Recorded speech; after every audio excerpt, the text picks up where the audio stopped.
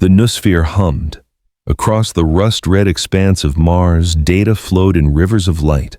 Binary prayers rose from a million servitors, their voices merged into a single hymn of function. The Mechanicus had made the fourth planet sing a chorus of pistons and servo motors, of grinding gears and pneumatic sighs that had persisted unbroken for 10,000 years.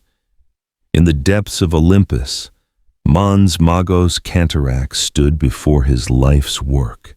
The plasma reactor pulsed like a captured star, golden and terrible. Containment fields bent light into impossible geometries. If the calculations held, if the Omnissiah's wisdom proved true, this engine would stabilize Sol's fading harmonics. The Imperium called it a dying light, though few outside the priesthood would dare speak such heresy aloud. But Cantarax had seen the data. The sun was weakening, its fusion cycles growing erratic. This reactor would restore balance, a blasphemy of hope against the dark.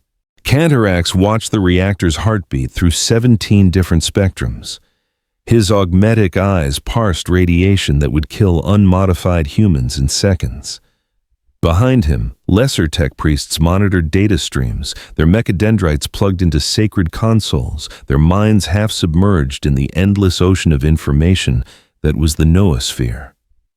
Everything functioned, everything obeyed. Outside, Titan legions marched across ancient seabeds turned to dust. Warhound scout Titans prowled the perimeter of forge complexes, their plasma blast guns sweeping for threats. Reaver battle Titans stood sentinel over manufactory cathedrals towering 30 meters into the thin air. And beyond them, at the edge of the Olympus Mons defense grid, a warlord-class behemoth older than the Imperium itself. Its hull inscribed with 10,000 years of battle honors kept eternal watch over the sacred mountain. Skitarii patrols moved in perfect formation through valleys of rust. Forge temples belched smoke into atmosphere too thin to sustain unaugmented life. Servitors shuffled between loading bays, their lobotomized minds content in their singular purposes. Somewhere in the northern wastes, a Castellan robot fired test rounds at target drones, the report of its phosphor blasters echoing across dead seas. Mars turned. Mars worked. Mars prayed to the machine god. Then the silence came. Not the absence of sound, something worse. A silence so complete, it became its own presence pressing against eardrums like the weight of deep water. The noosphere stuttered. Data streams froze, mid-flow packets of information suspended in digital amber. Across the planet, servo skulls dropped from the air, their anti-grav units failing simultaneously, clattering against iron floors in a sudden percussion of dead metal.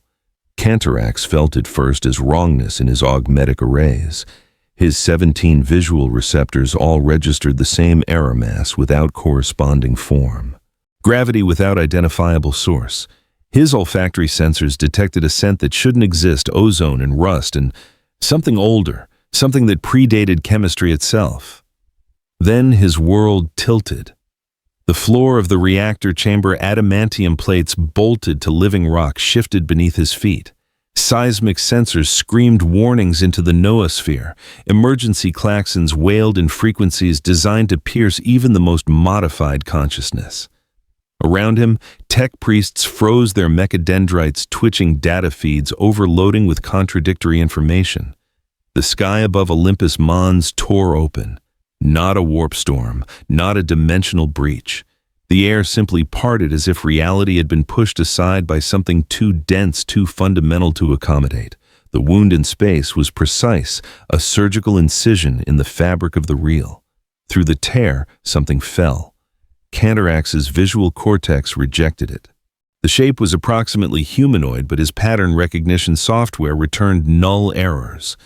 Too many angles, too few curves, proportions that made geometric sense but biological none. His scanning augmetics, capable of analyzing atomic structures from orbit, detected only one measurable property: weight. Impossible, infinite weight condensed into a form barely 3 meters tall. It struck the northern slope of Olympus Mons. The sound was planetary. It resonated through stone, through metal, through the thin Martian atmosphere and into the void beyond. Every seismic sensor on Mars registered the impact simultaneously. In Forge cities, 3,000 kilometers away, pickcasters fell from walls. In the polar ice mines, ancient machinery shook itself to pieces. Cataracts watched through remote optic feeds as the impact crater formed. The mountain didn't crack, it rippled. Solid rock moved like water expanding outward in perfect concentric circles. Each ring was a shock wave of pulverized stone traveling faster than sound. The first wave vaporized a Scitarii patrol one moment they existed. The next, they were constituent atoms dispersed across half a kilometer. The second wave caught a Warhound Scout Titan mid-stride and tumbled it like a toy, its void shields collapsing under pressure they were never designed to resist. The dust cleared slowly in the thin atmosphere. The thing stood at the center of the crater, roughly humanoid. Gray skin like stone that had never seen light, never known warmth. Bone protrusions jutted from shoulders, elbows, knees, spine, not armor, but evolution's answer to violence, calcified trauma, made permanent. Eyes sunken behind ridges of bone. A jaw half hidden by calcified spurs. Nothing that spoke of mercy. It didn't breathe. It did not blink. It simply existed, a wound in the world that refused to close. For 3 seconds, nothing moved. Then the Titan legions responded. Warhound Scout Titans pivoted on grinding joints, their plasma blast guns charging with a whine that climbed octaves into pain. Reaver Battle Titans locked targeting solutions, their Gatling blasters spinning up to firing speed. And the Warlord, the ancient sacred Warlord, brought its plasma annihilator to bear the weapon that had killed cities, that had burned heretics by the million, that had stood defiant against the enemies of the Omnicia for 100 centuries. Fire came in waves. Last cannon batteries painted the sky white. Plasma bolts hotter than stellar cores converged on the target, each one capable of vaporizing a building. Macro Melta emplacements released focused thermal lances that could reduce tanks to slag. The barrage would have erased a hive city. It would have boiled an ocean. It would have turned bedrock to glass and glass to vapor. The creature walked through it. Flames parted around its form like water diverted by a stone in a river. Energy weapons splashed against its skin that was impossibly there in the center of temperatures that should reduce any biological material to free-floating ions and dissipate it into waste heat. It did not dodge. It did not defend. Defense implied threat, and this thing existed beyond such concepts. It simply continued forward, each step measured inevitable. When it moved, the ground broke. Not cracked broke, shattered. Concentric fractures radiated from each footfall, not from impact but from sheer mass, as if Mars itself was too fragile, too loosely bound to bear what walked upon it. The air compressed ahead of it, creating pressure waves that shattered windows 3 kilometers distant, that ruptured eardrums, that turned breath to vacuum in lungs. A Warhound Titan stepped into its path, 20 meters of sanctified war machine, blessed by the cult Mechanicus, inhabited by a machine spirit that had fought for the Omnissiah since before the Great Crusade. Its void shield shimmered an aurora of defensive energy, its plasma blast guns charged, building to a roar. The creature looked up. Not with eyes those sunken pits behind bone ridges held nothing human, but awareness focused. Attention vast and terrible and utterly without malice settled on the Titan like the shadow of a falling moon. It reached out. Fingers, if they could be called fingers, these blunt instruments of bone and iron, hard flesh, closed around the Titan's leg. Ceramite groaned. Adamantium, the Emperor's own metal, screamed in frequencies that hurt to witness. The void shields flared once, twice, then collapsed, overloaded not by energy but by the simple mechanical pressure of grip. With a single motion, not violent, not angry, just purposeful, it pulled. The leg tore free. Hydraulic fluid sprayed like arterial blood, black and burning. Myomer bundles snapped with sounds like gunshots. The Titan's reactor, its heart, its soul began to spiral into critical failure. Warning runes blazed across what remained of the pilot's consciousness before the reactor breached, dumping a sun's worth of deathlight into the apocalypse Already in progress, the creature dropped the leg, kept walking. Behind it, the warhound's carcass burned. Ahead, Olympus Mons loomed, the sacred forge, the heart of Mechanicus power, 24 kilometers of sanctified stone. Cantarax stood at the primary observation deck, his 17 augmetic eyes wide apertures dilated beyond safety parameters, trying desperately to process what approached. Around him, tech priests babbled liturgies. Binary cant devolved into static. Servitors convulsed their neural implants, overloading from contradictory data. The noosphere itself was collapsing data streams, dissolving into noise. One of the tech priests Cantarax could not identify, which his pattern recognition had failed, began to laugh, high keening, breaking into sobs. Another fell to their knees, mechadendrites thrashing like the death throes of an octopus on dry land. The creature reached the base of the mountain. It stopped, lowered one hand to the ground, palm flat against ancient stone. For a moment, nothing happened. The bombardment continued, futile, unceasing, the desperate fury of a civilization that had forgotten how to stop fighting. Plasma scorched the air. Lasfire created a web of light. Missiles drew contrails across the red ski. Then it pushed. The fist sank into stone as if into water. Not through heat, no thermal bloom registered on sensors, just matter, parting molecular bonds, forgetting their purpose in the presence of something more fundamental. The entire mountain lurched.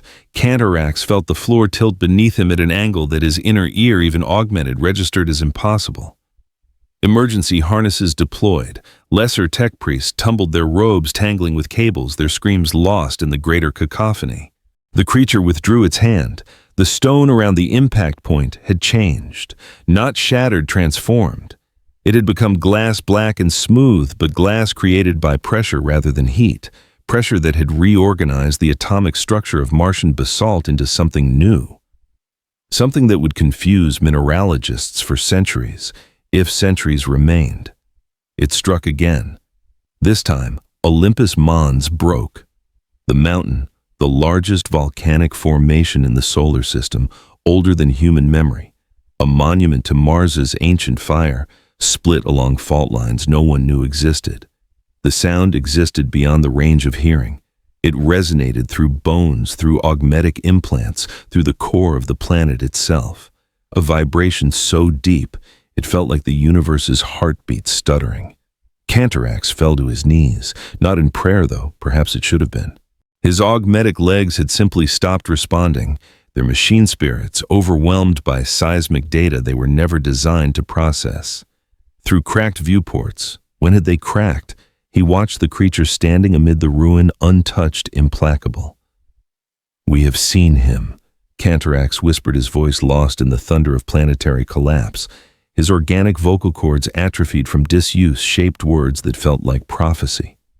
"The omniscia has come, the motive force made manifest. Blessed be the revelation." But the omniscia did not answer prayers. The mountain's core ruptured. Cantarax's plasma reactor, the engine meant to save a star, to kindle hope in a dying system, breached containment, not because of damage. The containment fields were still active, still functioning perfectly, but the laws they relied upon, the fundamental constants of physics, seemed suddenly negotiable in the creature's presence. Golden fire erupted from the depths. Liquid sun, star matter compressed into fluid form, spilled across the Martian surface. It flowed like water but burned like the birth of galaxies. The creature stood at ground zero as the plasma wave engulfed it, as temperatures climbed beyond measurement, beyond meaning. For 3 seconds, it burned. Cantarax watched his last act of witness. Flesh dissolved from the thing's bones. Bones turned white, then red, then gold, then to gas. The very air around it ionized, creating a sphere of pure light that hurt to perceive even through 19 layers of protective filtering. The inferno consumed everything. The creature vanished into atomic dissolution. The mountain melted into the expanding plasma sea. Forge temples turned to vapor before they could burn. Titan legions became shadows on boiling stone, their final moments preserved in radioactive silhouettes. The noosphere died, not shut down, but erased. Every data pathway burned clean, every prayer code reduced to thermal noise. Mars screamed. The planetary crust fractured. Tectonic plates locked motionless for 3 billion years shifted violently. Entire regions sank into suddenly molten mantle. Others rose newborn in terrible glowing red against the black of space. The thin atmosphere ionized, blooming into colors no chemist would name. Chemistry giving way to plasma order, surrendering to entropy. From orbit, Mars became a second sun. Brief, terrible dying. The conflagration lasted 4 minutes and 37 seconds. When it ended, when fuel was exhausted and physics reasserted its dominion, nothing remained. No forges, no titans, no mechanicus, no prayers, just a sphere of cooling slag cratered and silent, a monument to the fragility of order. The noosphere, that great machine mind, that ocean of data and devotion, had flatlined into eternal quiet. No binary hymns, no liturgies of function. Just silence and the soft hiss of cooling metal and the whisper of solar wind across a world that had forgotten how to sing. In the debris field surrounding the dead planet, chunks of solidified plasma tumbled through vacuum.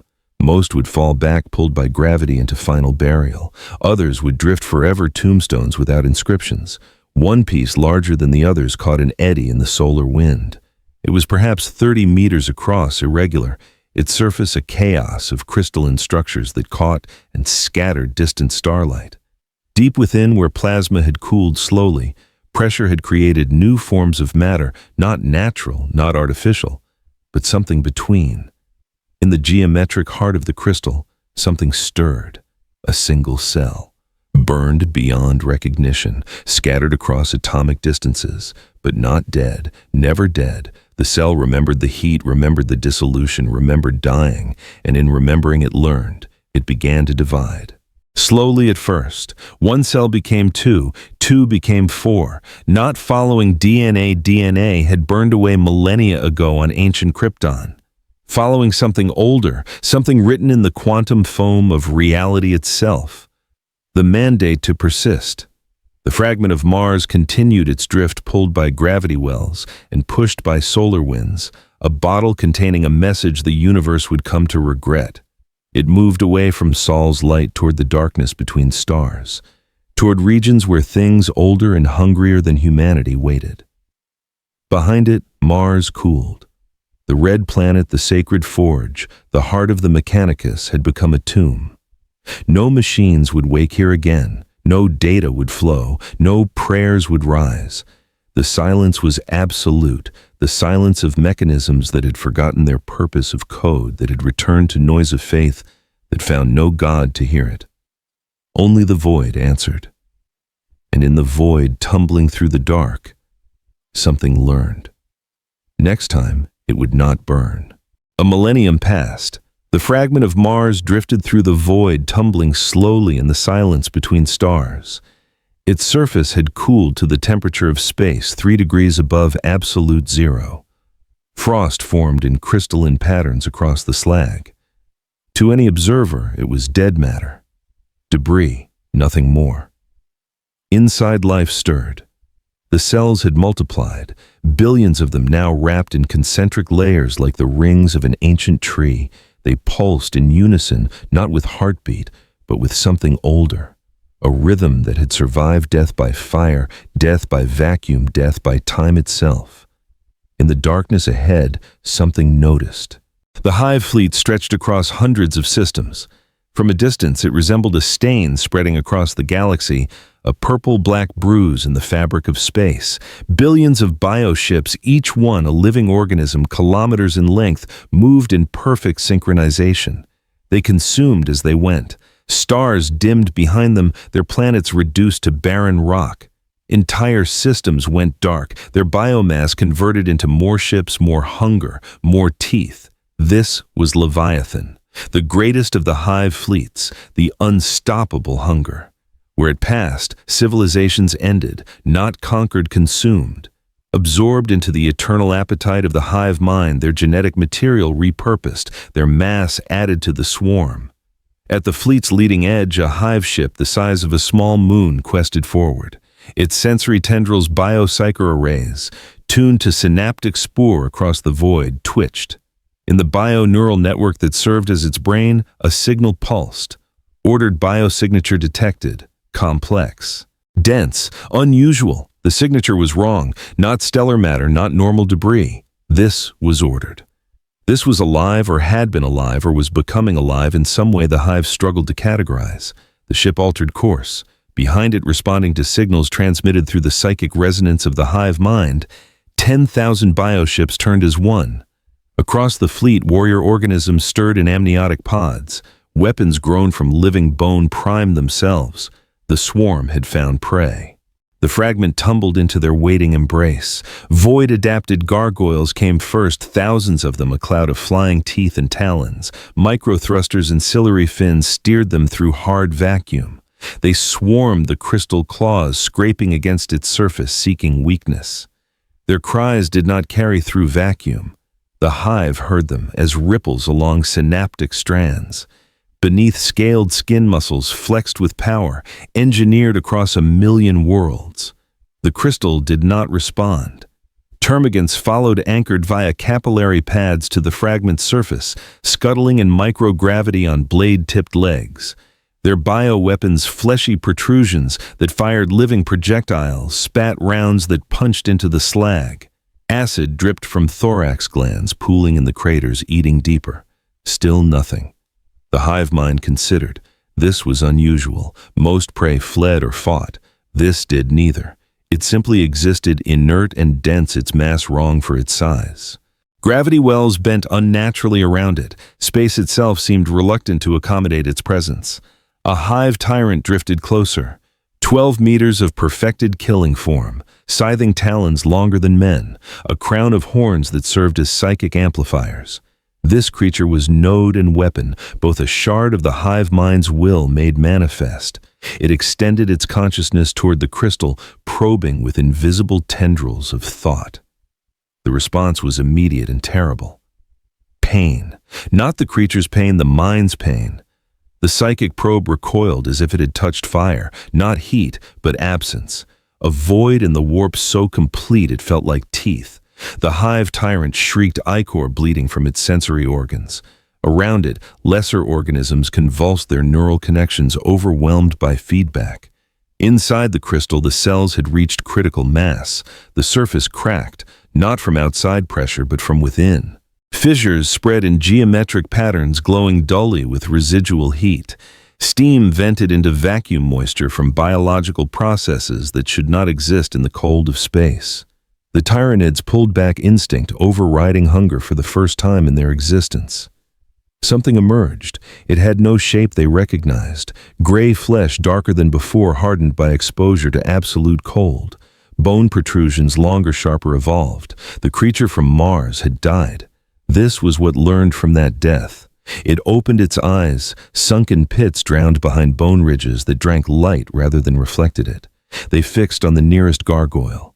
The flying creature froze mid-flutter, suspended in space by forces beyond understanding. Then it collapsed inward, not crushed, not torn apart. Tidal gradients folded the body into itself, flesh and chitin and bone compressing into a sphere no larger than a marble. Intercellular bonding had simply been rescinded. The sphere hung in space for a moment before dissipating into heat and radiation. The hive mind screamed. Across hundreds of systems, billions of organisms felt it, a note of confusion that bordered on fear. This was not prey. This was category error made flesh. The universe had produced something the hive could not digest. The swarm attacked. Tyrannids came in waves, a tsunami of teeth and claws and acidic bile. Hormagaunts skittered across vacuum on ventral veins and cold gas sacs mandibles wide. Warriors fired barbed strangler rounds that writhed with independent life. Carnifexes, living battering rams massing hundreds of tons charged on thruster-adapted limbs. The creature did not move. It let them come, let them surround it, a sphere of living violence. Claws raked its flesh. Bioweapons fired point blank. Acid washed over it in waves. For several seconds it disappeared beneath the massive bodies. Then it clenched its fist. A momentum front propagated through the packed biomass, and drifting ejecta, no radiation spike, no exotic bloom. The tyrannids nearest to it simply ceased to exist, their bodies reduced to constituent molecules. Those farther out tumbled away. Carapaces cracked, internal organs ruptured. The creature began to move. Not quickly, not with urgency. It drifted through the swarm, and where it passed, things died. Sometimes it touched them, a finger against chitin, a palm against bone. The contact lasted less than a second. The organism collapsed, its biological cohesion simply ending, as if the force that held cells together had been revoked. The hive mind pulsed new commands, larger organisms, tervigons swollen with unborn warriors. They birthed new termagants, even as they advanced a conveyor belt of teeth. Trigon primes erupted from debris clouds, serpentine bodies coiling. Molochs opened jaws wide enough to swallow tanks. The creature caught a tervigon by its birthing sac. The membrane, designed to withstand the internal pressure of dozens of forming organisms, tore like wet paper. Amniotic fluid flash froze in vacuum, a cloud of ice crystals expanding outward. The half-formed termagants inside died instantly, never having lived. The tervigon thrashed synaptic links to the hive, crackling with distress signals. The creature pulled. The tervigon split lengthwise, its spine separating from its carapace with forces that transcended mechanical stress. The two halves drifted apart, organs spilling into space, already freezing. A trigon prime wrapped itself around the creature coils, tightening. Bioelectric discharges arced across its segmented body, enough voltage to power a city. The creature disappeared in a cocoon of lightning and scaled flesh. For a moment, the hive mind allowed itself something resembling hope. Then the creature moved its arms outward. The trigon's coils stretched. Chitin groaned under impossible strain. Deeper internal structures began to fail. Vertebrae separating, muscles tearing, blood vessels rupturing. The creature's hands emerged from the living prison, gripped the trigon's head and tail, and pulled in opposite directions.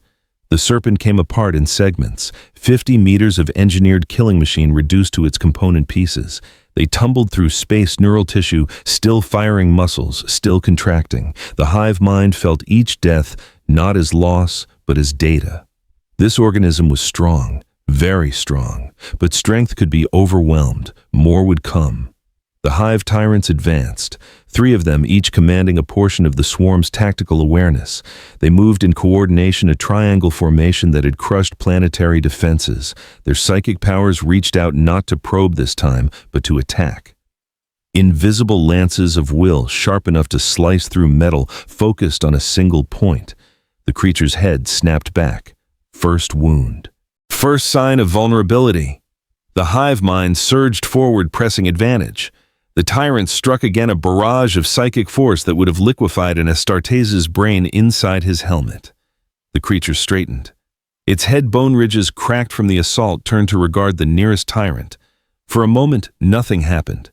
The universe held its breath. Then the tyrant began to scream, not vocally, psychically. Its consciousness was being invaded, but not by thought, by absence. The void that surrounded the creature was seeping into the warp connections that bound the tyrant to the hive, like acid eating through neural pathways, like silence consuming sound. The tyrant's crown of horns shattered, its armored carapace cracked lengthwise. It clawed at its own head, trying to dig out the pain, the wrongness, the terrible quiet spreading through its synapses. The creature drifted closer. It reached out, almost gentle, almost curious, and placed one hand on the tyrant's thorax. For a moment, they remained locked in that tableau. Hunter and hunted. Categories that no longer held meaning. The tyrant exploded, from the inside out. Its carapace bulged, then ruptured. Organs burst through the gaps, propelled by internal pressure that should not exist.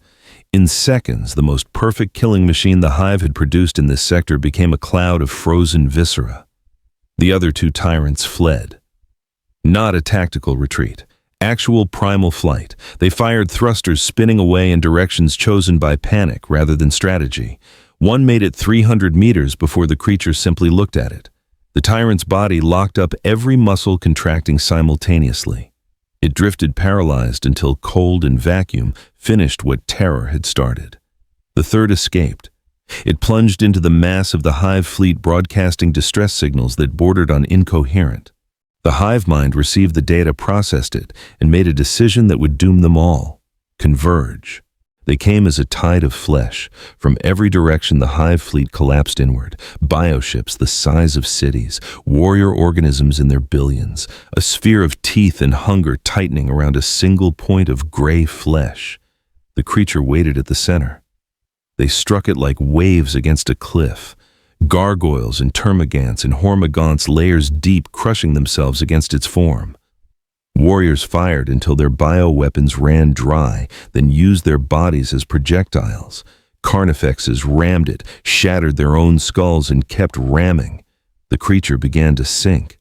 Not from pressure, the swarm was not strong enough to move it through force alone.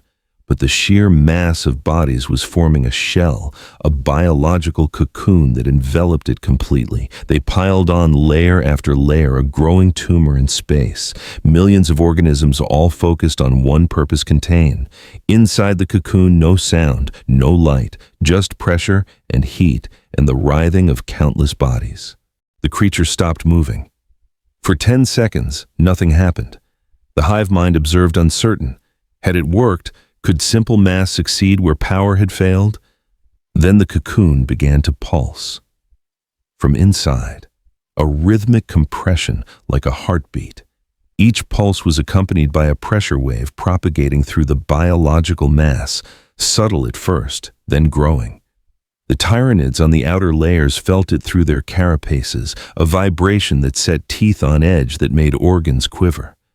The pulse quickened, faster, harder. The cocoon was expanding with each beat. The organisms inside crushed against each other, chitin cracking under the pressure. Fluids squeezed from ruptured bodies, mixed together, acid and blood, and digestive enzymes, a soup of biochemistry that ate through flesh indiscriminately.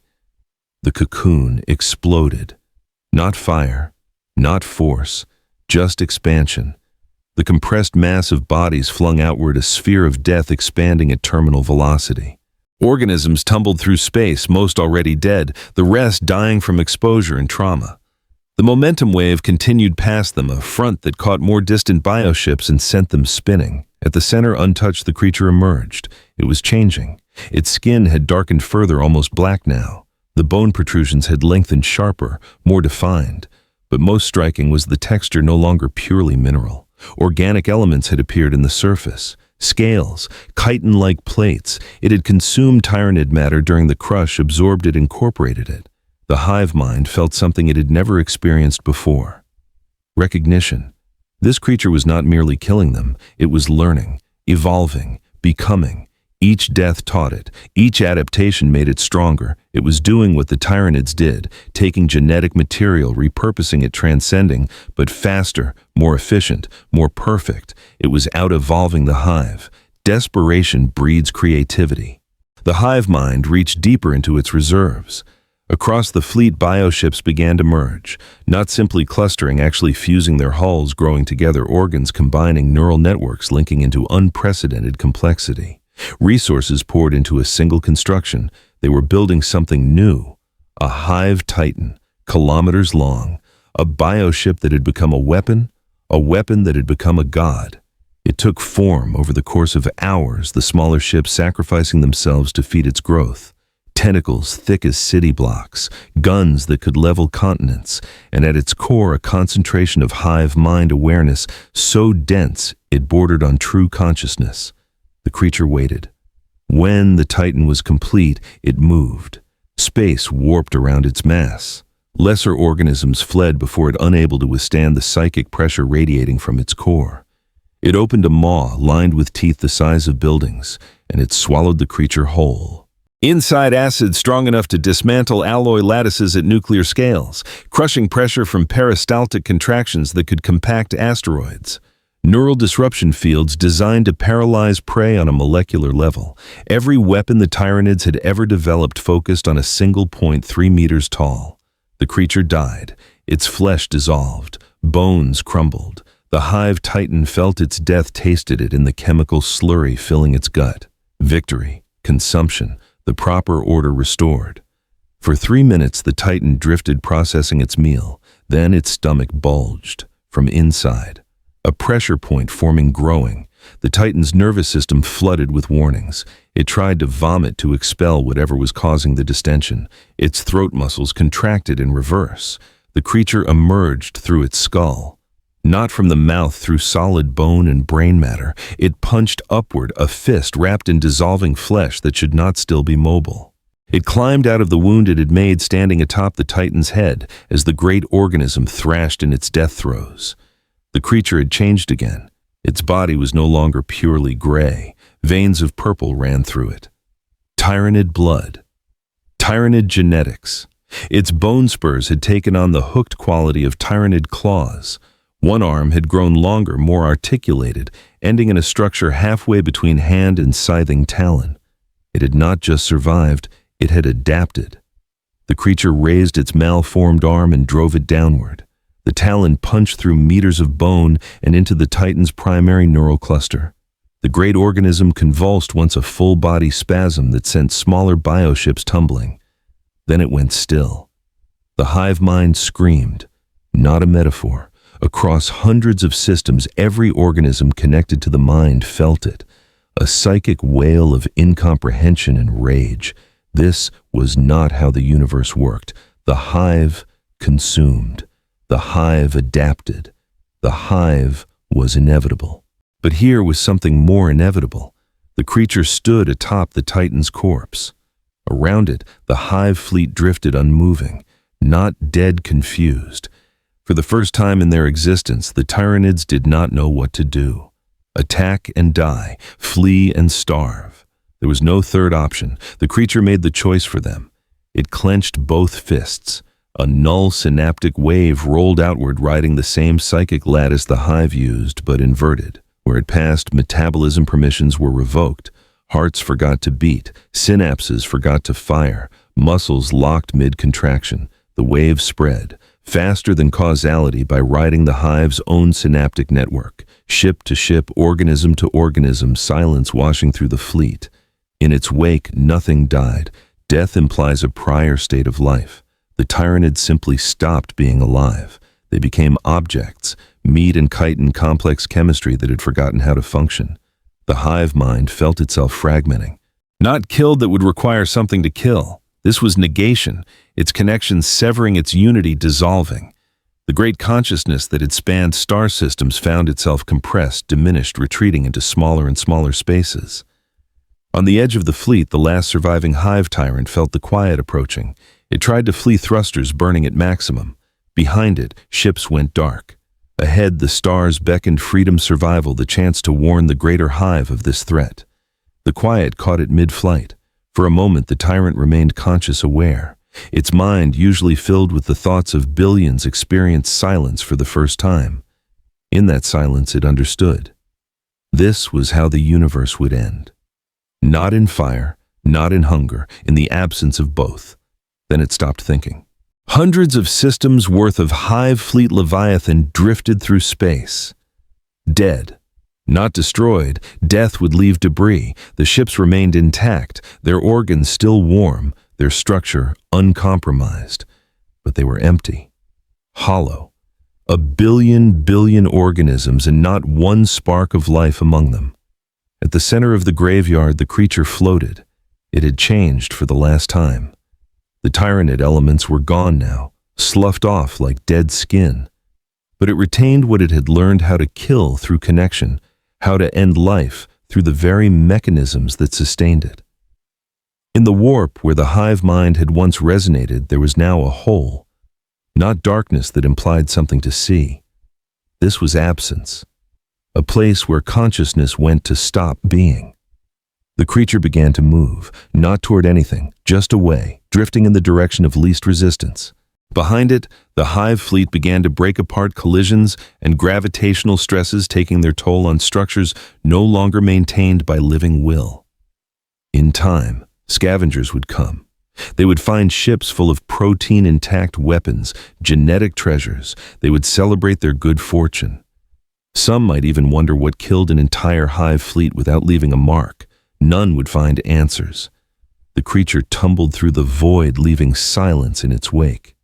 Ahead, deeper in the galaxy, lay tomb worlds where the dead had not rested for 60 million years.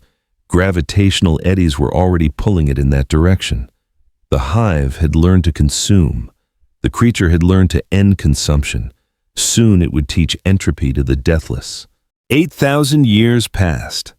The graveyard of Leviathan drifted in its slow decay. Bioships collapsed into themselves, biological structures, failing without the hive mind to sustain them. What had been a fleet became flotsam protein chains, breaking down chitin calcifying organs, crystallizing in the absolute cold. At the center, the creature tumbled through the debris field. It had returned to simplicity. The tyrannid adaptation scales, chitin, the hooked talons, had sloughed away during the long drift. Gray flesh remained darker than before, denser. Bone protrusions had receded into more efficient configurations. It did not sleep, did not dream. It simply existed, a theorem of entropy waiting for its next proof. Gravity found it first. Subtle at first, a tug barely resistible, a deviation in trajectory measured in microns. But persistent, growing. The creature's path began to curve, drawn by a mass that should not exist in this region of space. No star, no planet. Just wait, hidden patient. The tomb world had been waiting for 60 million years. So Tech Dynasty Tomb World, designated Praxos 7, hung in the void like a shard of night. Black stone, perfectly geometric, untouched by time or stellar wind. No craters marred its surface. No dust had settled in eons. It was as it had always been, a monument to perfection, to the certainty that death could be defied through mathematics and will. Beneath the surface, in chambers carved from living rock and lined with black stone, the Necrons slept. Not sleep as the living understood it. Stasis, conservation, their engrams, consciousness reduced to electromagnetic patterns weighted in neural matrices of living metal. Their bodies, skeletal frames of necrodermis, stood in perfect ranks in halls that stretched for hundreds of kilometers. Millions of them, warriors, immortals, Lich Guard. And deeper still, the cryptex, the technomancers who had helped murder their own species in exchange for this cold eternity. They had slept through the rise and fall of civilizations, through the birth of gods, through wars that reshaped galaxies, until something changed. A tremor in space-time. Subtle, the kind of disturbance that would go unnoticed by lesser races. But the Necrons had built their tombs with sensors that could detect the flutter of a butterfly's wings 3 systems away. Their alert protocols, ancient beyond reckoning, registered an anomaly. Mass without corresponding gravitational signature. Biological tissue in hard vacuum still functioning. An object approaching on a trajectory that intersected with Praxos 7. Deep in the tomb's core, the primary awakening sequence initiated. The cryptech was the first to wake.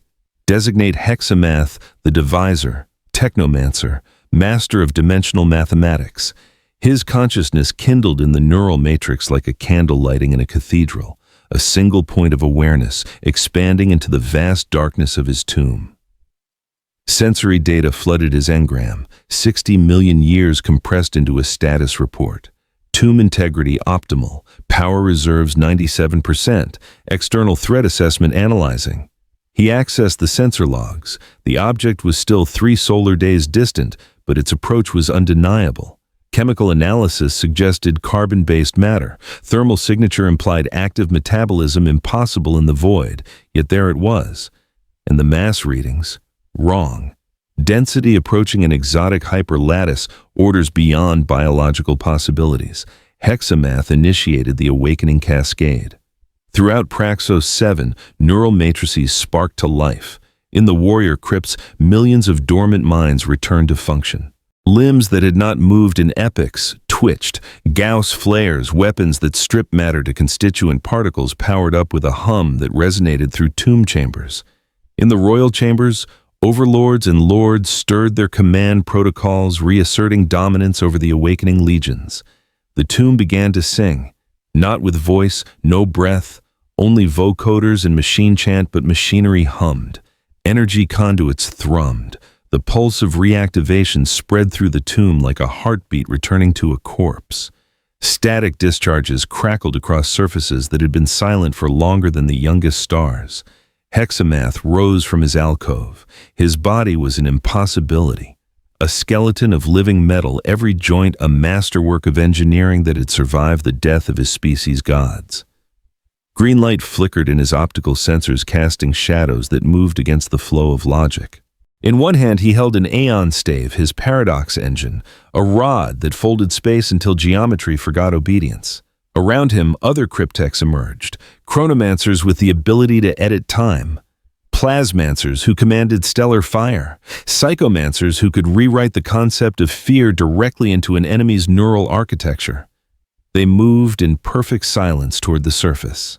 The creature struck the planet 3 days later. Not a crash in arrival.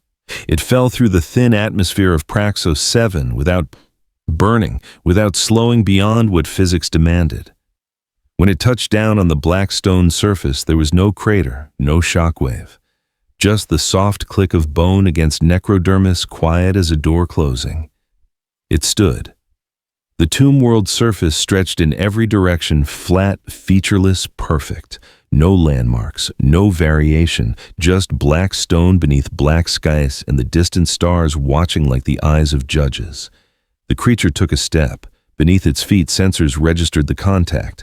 Throughout the tomb, tactical protocols activated. The Necrons had defended this world against Eldar corsairs, Orc-Waz, and the predations of the Flayed Ones. They had endured. They would endure this. The surface irised open, perfectly circular portals each 50 meters across unsealed themselves in geometric patterns around the creature. From the darkness below, green light emerged, not reflected but generated a luminescence that seemed to pull at the edges of perception. The Necron legions rose, warriors' first skeletal forms in ranks of perfect precision.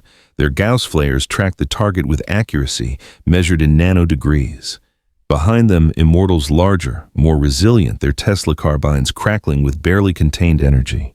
And among them, Lich-Guard elite warriors bearing war scythes that could split atoms with a touch. They formed a circle around the creature, a perimeter of death. Thousands of warriors, their optical sensors all focused on the gray flesh at the center. Hexamath emerged last, hovering on anti-gravitic suspensors. His sensors analyzed the creature. Biological, definitely biological, but the readings were contradictory. Density approaching impossible values, thermal signature barely above background radiation, and the electromagnetic profile. It was as if the creature existed slightly outside of local space-time. A three-dimensional projection of something that occupied more axes than the universe typically allowed. He consulted the archives in his engram. 60 million years of recorded encounters. Tyranids, no wrong morphology. Demon manifestation, no warp signature. Ancient Krork warform, insufficient technological integration. Old One bioweapon possible, but improbable. Conclusion, unknown entity. Classification, extreme threat. Hexamath raised one metallic hand. The Gauss flares fired. 10,000 Gauss flares spoke at once. Emerald beams shaved matter from the world, stripping bonds layer by layer. For 3 seconds, the target lived inside a sphere of unmaking. When the storm guttered out, it remained matter that refused mathematics. Unchanged, unblemished. As if 10,000 Gauss flares had been shining flashlights rather than weapons that could unmake battleships. Hexamath's processors stuttered. This was not possible. Gauss technology was absolute. It was mathematics made manifest. Matter could not resist mathematics. Yet here stood proof that it could. The creature looked up. Not at Hexamath, specifically at all of them at once, a gaze that somehow encompassed the entire circle. Its eyes, sunken behind bone ridges, held something that Hexamath's logic engines struggled to parse. Not malice, not hunger. Just recognition.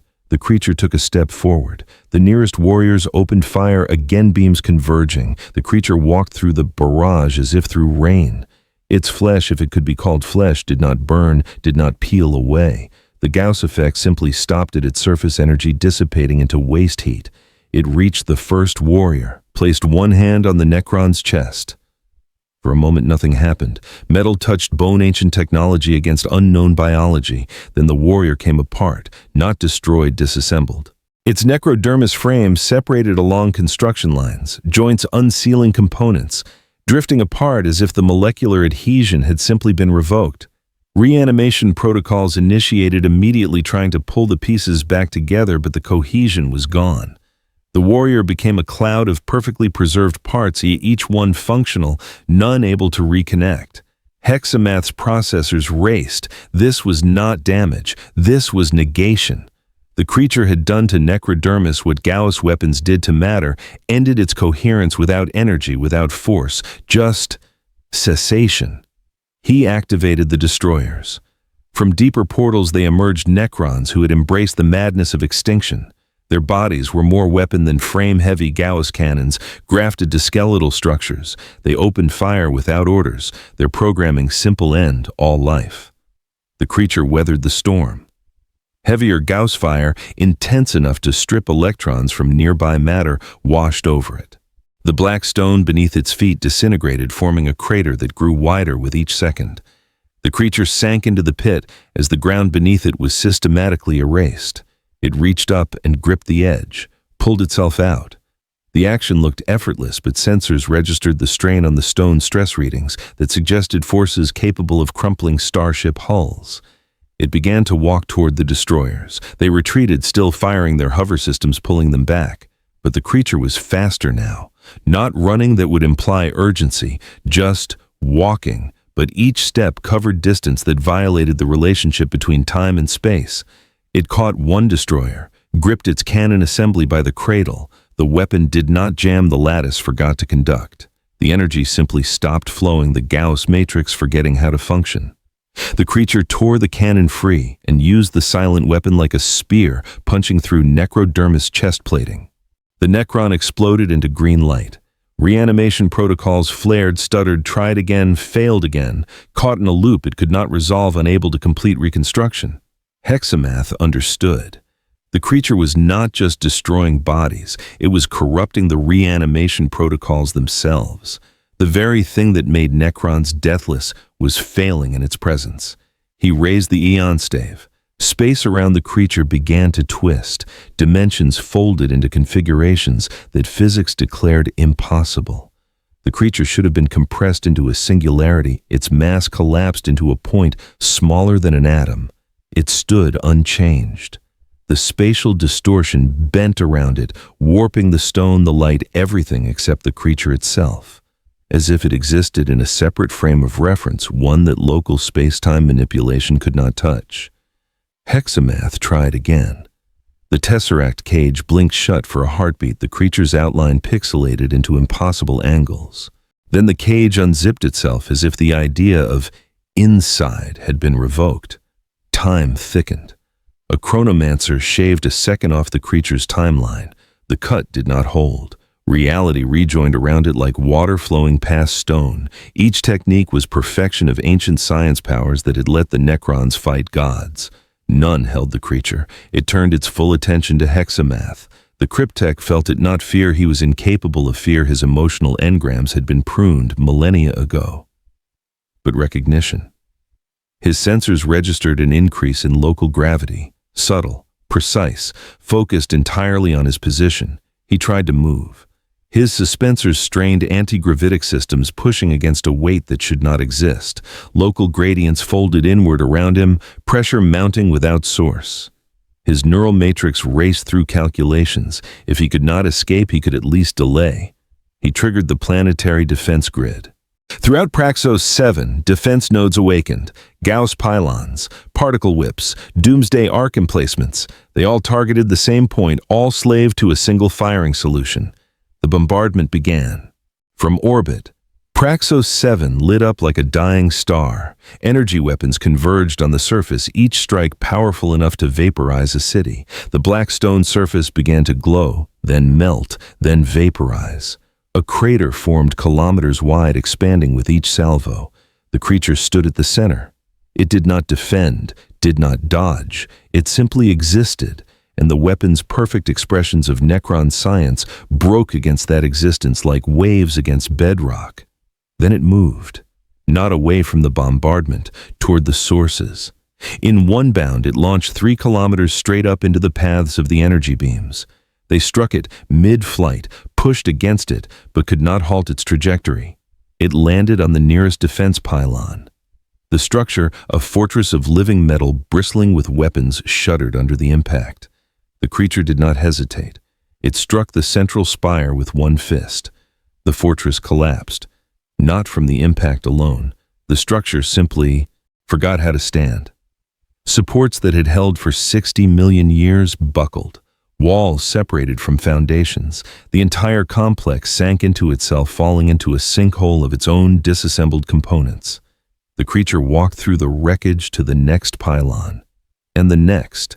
Each one fell the same way, not destroyed by force, but by the removal of cohesion, structural integrity revoked by contact with something that existed beyond the rules that held matter together. In the command tomb, Hexamath watched through sensor feeds. One by one, the defense grid went dark. The warrior legions he sent to intercept were disassembled on contact. The Lich Guard, for all their skill in arcane weapons, could not touch the creature before it touched them, and that touch was ending. He made the calculation that logic demanded.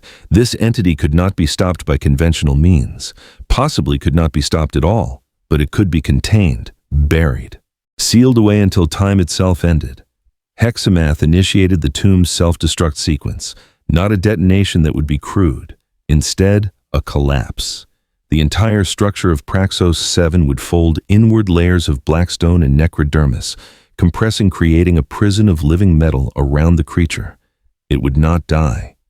Hexamath accepted that impossibility.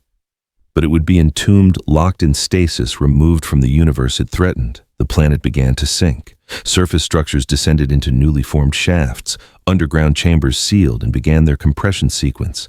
The creature still on the surface found itself standing on stone that was systematically withdrawing beneath its feet. It looked down, then it dove, straight into the collapsing tomb. It fell through layers of compressing metal, through chambers where necrons were being crushed in their alcoves, through halls that were becoming walls, becoming solid mass. Hexamath sensors lost track of it for 0.7 seconds. Then it emerged in the command chamber. The Cryptek had time to register its presence. Time to calculate the impossibility of its survival through kilometers of compressing necrodermis. Time to activate every defensive protocol his body possessed. Not enough time to act on any of it. The creature placed one hand on Hexamath's chest. The Cryptek felt his body coming apart. Not painfully, pain was for the living, but he experienced it, the separation of components, the dissolution of structural integrity, the ending of cohesion that had lasted 60 million years. His engram fragmented. Consciousness reduced to electromagnetic patterns began to disperse. In his final moment of awareness, Hexamath understood. This was not a weapon, not a predator. This was a fundamental force, as inexorable as entropy, as certain as the heat death of the universe. This was ending made flesh. His last thought was a calculation. If this entity could not be stopped, then eventually, inevitably, it would end everything. Then he ceased to think. Praxos 2 collapsed into itself. The planetary mass compressed density, increasing beyond natural limits. But not into a singularity. The collapse halted at a specific point, creating a sphere of hyperdense necrodermis and blackstone. A tomb within a tomb. A prison. For 1,000 years it held. Then, fractures appeared on the surface. Not damage from within the sphere, was simply unmaking itself. Bonds between atoms weakening. Molecular structures forgetting their configurations. The process was slow, inevitable, autonomous. After another 1,000 years, the sphere cracked. The creature emerged. It had changed. Its flesh had taken on a metallic sheen, not necrodermis, but something that had learned from it and refused to be it. Its bone protrusions had reorganized into more geometric patterns, angles and planes that suggested design rather than evolution. It had learned from the necrons, absorbed some principle of their deathless existence, but rendered it biological rather than mechanical. Most striking, it no longer moved through space as the living did. It transitioned, present in one location, then another, as if the intermediate space was optional rather than mandatory. It had become something that existed between states, not alive, not dead, not matter, not energy, just persistence given form. The fragment of Praxos 7, now a slowly dissipating cloud of metallic dust, drifted in its orbit. The creature hung in the center, unbothered by vacuum, by time, by the absence of everything. In the distance, stellar cartography suggested the presence of an orc empire, war, conflict, the perfect conditions for its next evolution. Gravitational currents began to pull the creature in that direction. It did not resist. Ahead lay war. Behind lay silence. The creature existed in the space between learning, adapting, becoming. The Deathless had taught it their greatest secret: existence need not be temporary. Now it would teach them the response: nothing persists forever, not even ending. 10,000 years passed. The creature drifted through the void, pulled by currents of gravity and solar wind. It no longer resembled what had fallen on Mars.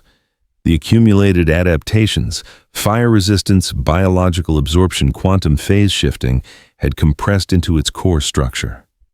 What remained was fundamental gray flesh that existed between states: bone that had learned geometry from the Deathless, and a persistence that time could not erode. Ahead, the galaxy burned green. An orc empire sprawled across 17 systems in the Ullanor reaches. The orcs called the largest world Ullanor Secundus in that age. The Imperium would have argued the name. Not an empire in any civilized sense, no laws, no trade, no governance beyond the rule of the biggest. Just war. Endless, joyous, magnificent war. Orcs fought each other when no one else was available, not from hatred, but from love of the fight itself. It was their purpose, their religion, their entire reason for existence. The largest world, also called Ullanor Secundus, had become a monument to this philosophy. Continents of scrap metal, oceans of promethium, skies darkened by the smoke of 1 billion forges. Every orc on the planet, and there were billions, was preparing for the greatest wag in living memory. War boss Grimscar Ironjaw, largest orc in 17 systems, had declared it time to paint the galaxy green. Gargants stomped across rust plains, their custom force fields crackling. Stompas tested their weapons on unfortunate grots. Battle wagons raced through canyons of salvage, their drivers competing to see who could crash most spectacularly and survive. In the mech workshops, mech boys hammered impossible devices into function through faith and percussive maintenance. The whole world hummed with anticipation, with violence barely contained, with the certainty that soon, very soon, they would unleash themselves upon an unsuspecting galaxy. Then, something fell from the sky. It struck in the middle of the great scrapyard, the largest battlefield-turned-junkyard on the planet. The impact was not gentle. The creature punched through atmosphere at terminal velocity for that sky-trailing superheated plasma. When it hit the ground, it didn't crack, it liquefied. Metal and rock turned to molten slag, a pool of white-hot material expanding outward from the impact point. The creature stood at the center of the crater. Steam rose from its body as the heat dissipated. Its flesh had darkened further, nearly black, now covered in a fine patina of crystallized metals from its passage through the atmosphere. It looked up at the orange sky, at the towers of scrap metal that stretched to the horizon. Around the crater, orcs stared. Not in fear, orcs didn't really do fear, but in something approaching reverence. This thing had fallen from the sky like a meteor and was still standing. That meant it was tough, and tough was sacred. A knob larger than the others pushed forward. His augmetic jaw clicked as he grinned, showing teeth filed to points. "Oh, you want to scrap?" The creature did not respond. It simply stood processing this new environment. Gravity approximately 1.2 standard. Atmosphere toxic to most life but breathable for these organisms.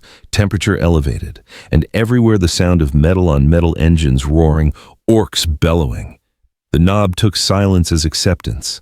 He charged, bellowing a war cry that shook the scrap towers. His power claw crackled with energy capable of shearing through tank armor. He swung with all the strength his massive frame could muster. The creature caught the claw. For a moment, they stood locked, orc and unknown strength against strength. The power claw's energy field sputtered discharge, then died. The creature's fingers tightened. The claw crumpled like paper. The knob stared at his ruined weapon. Then he laughed, a booming sound that echoed across the scrapyard. Ha ha, good scrap. He swung his other fist. The creature swatted it aside and placed one hand on the knob's chest. For a heartbeat, nothing happened. Then the knob came apart, not violently, almost gently. His body separated along its biological seams, muscle from bone organs from their housings. He became a shower of components, each piece perfectly intact, none connected to anything else. The parts hit the ground with wet sounds, steam rising from the fresh meat. The watching orcs went silent. Then one of them, a scarred veteran with more metal than flesh, raised his shuta. Wah! The cry was taken up by every orc in sight. Hundreds of voices, then thousands bellowing the same word, their battle cry, their prayer, their promise of glorious violence. They charged as a tide of green flesh and rusted metal. The creature stood and waited. The first wave broke against it like water on stone. Orcs swarmed from every direction, a tsunami of teeth and crude weapons. Choppas swung, shutas fired. Big shutas opened up with streams of heavy rounds, the air filled with bullets' blades and bellowing war cries. The creature walked forward. Each step was measured inevitable.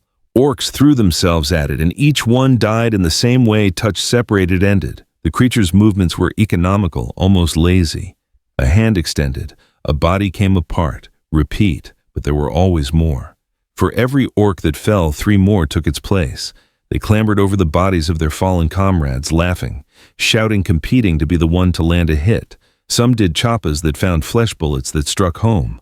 The creature bled gray ichor that steamed in the toxic air. It learned from each wound. A choppa that cut it once would slide off the second time, the edge finding flesh that had reorganized into something harder. Bullets that penetrated were expelled as the wound closed, metal pushed out by flesh that remembered how to be solid. The creature was adapting in real time, evolving with each injury. A death dread stomped into view, 5 meters of riveted rage. Its power claws were the size of cars. Its rockets screamed as they launched trailing smoke. The creature looked up as the missiles struck.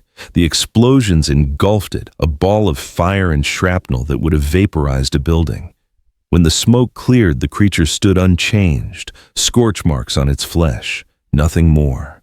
The deaf dread charged. It moved with surprising speed for something so massive, pistons hissing, servos whining.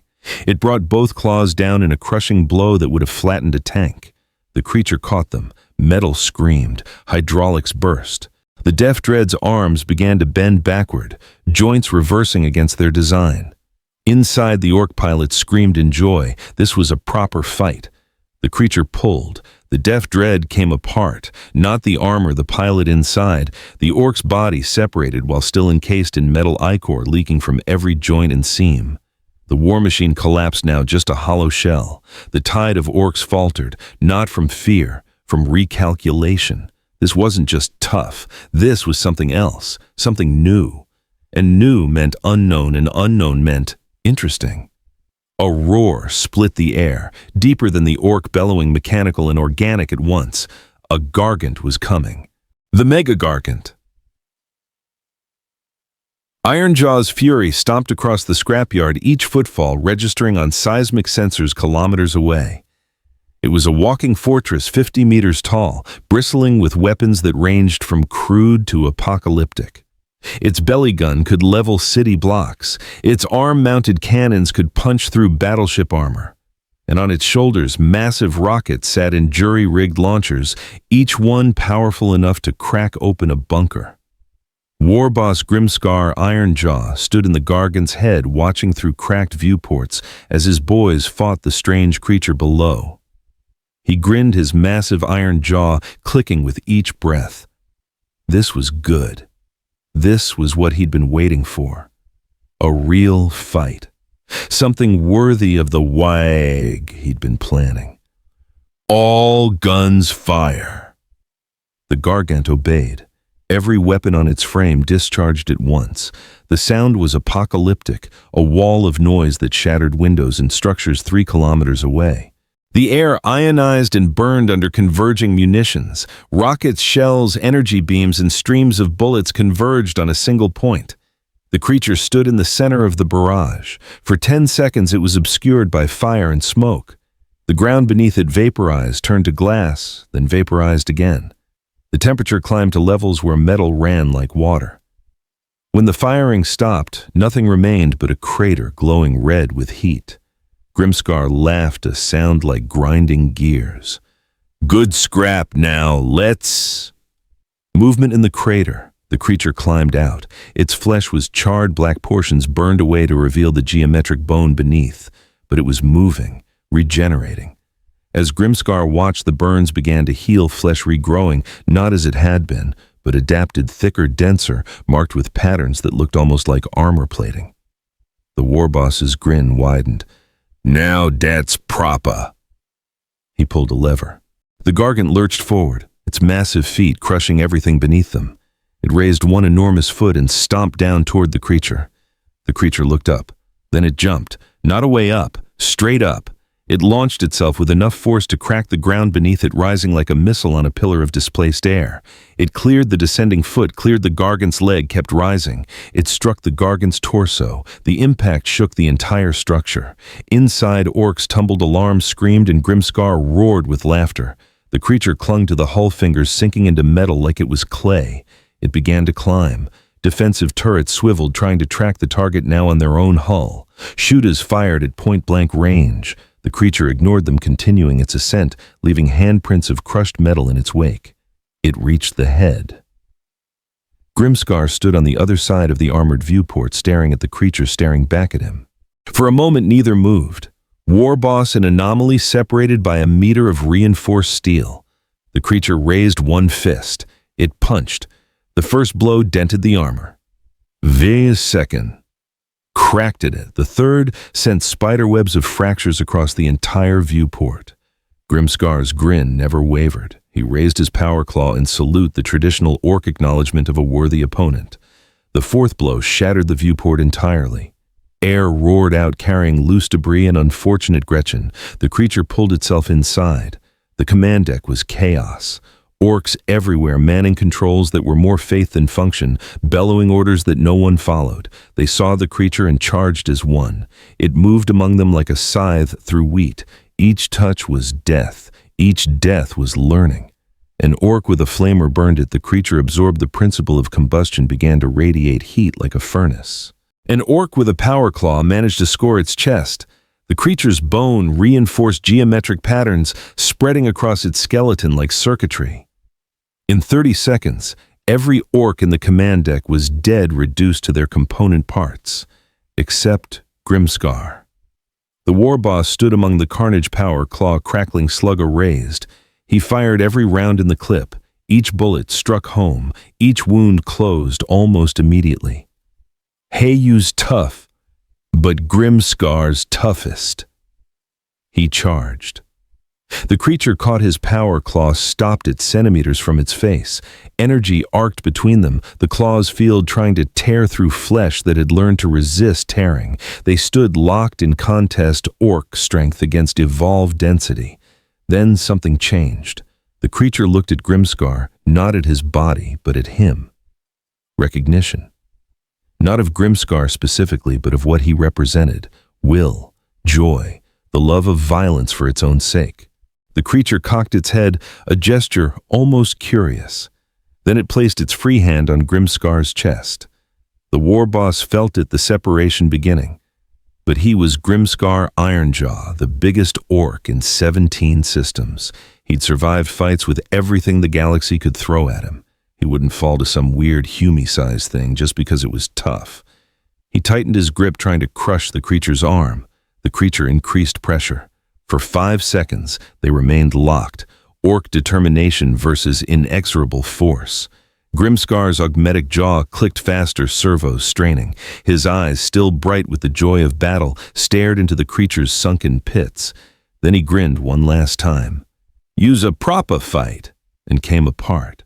The gargant stood motionless, its pilot gone, its command deck silent.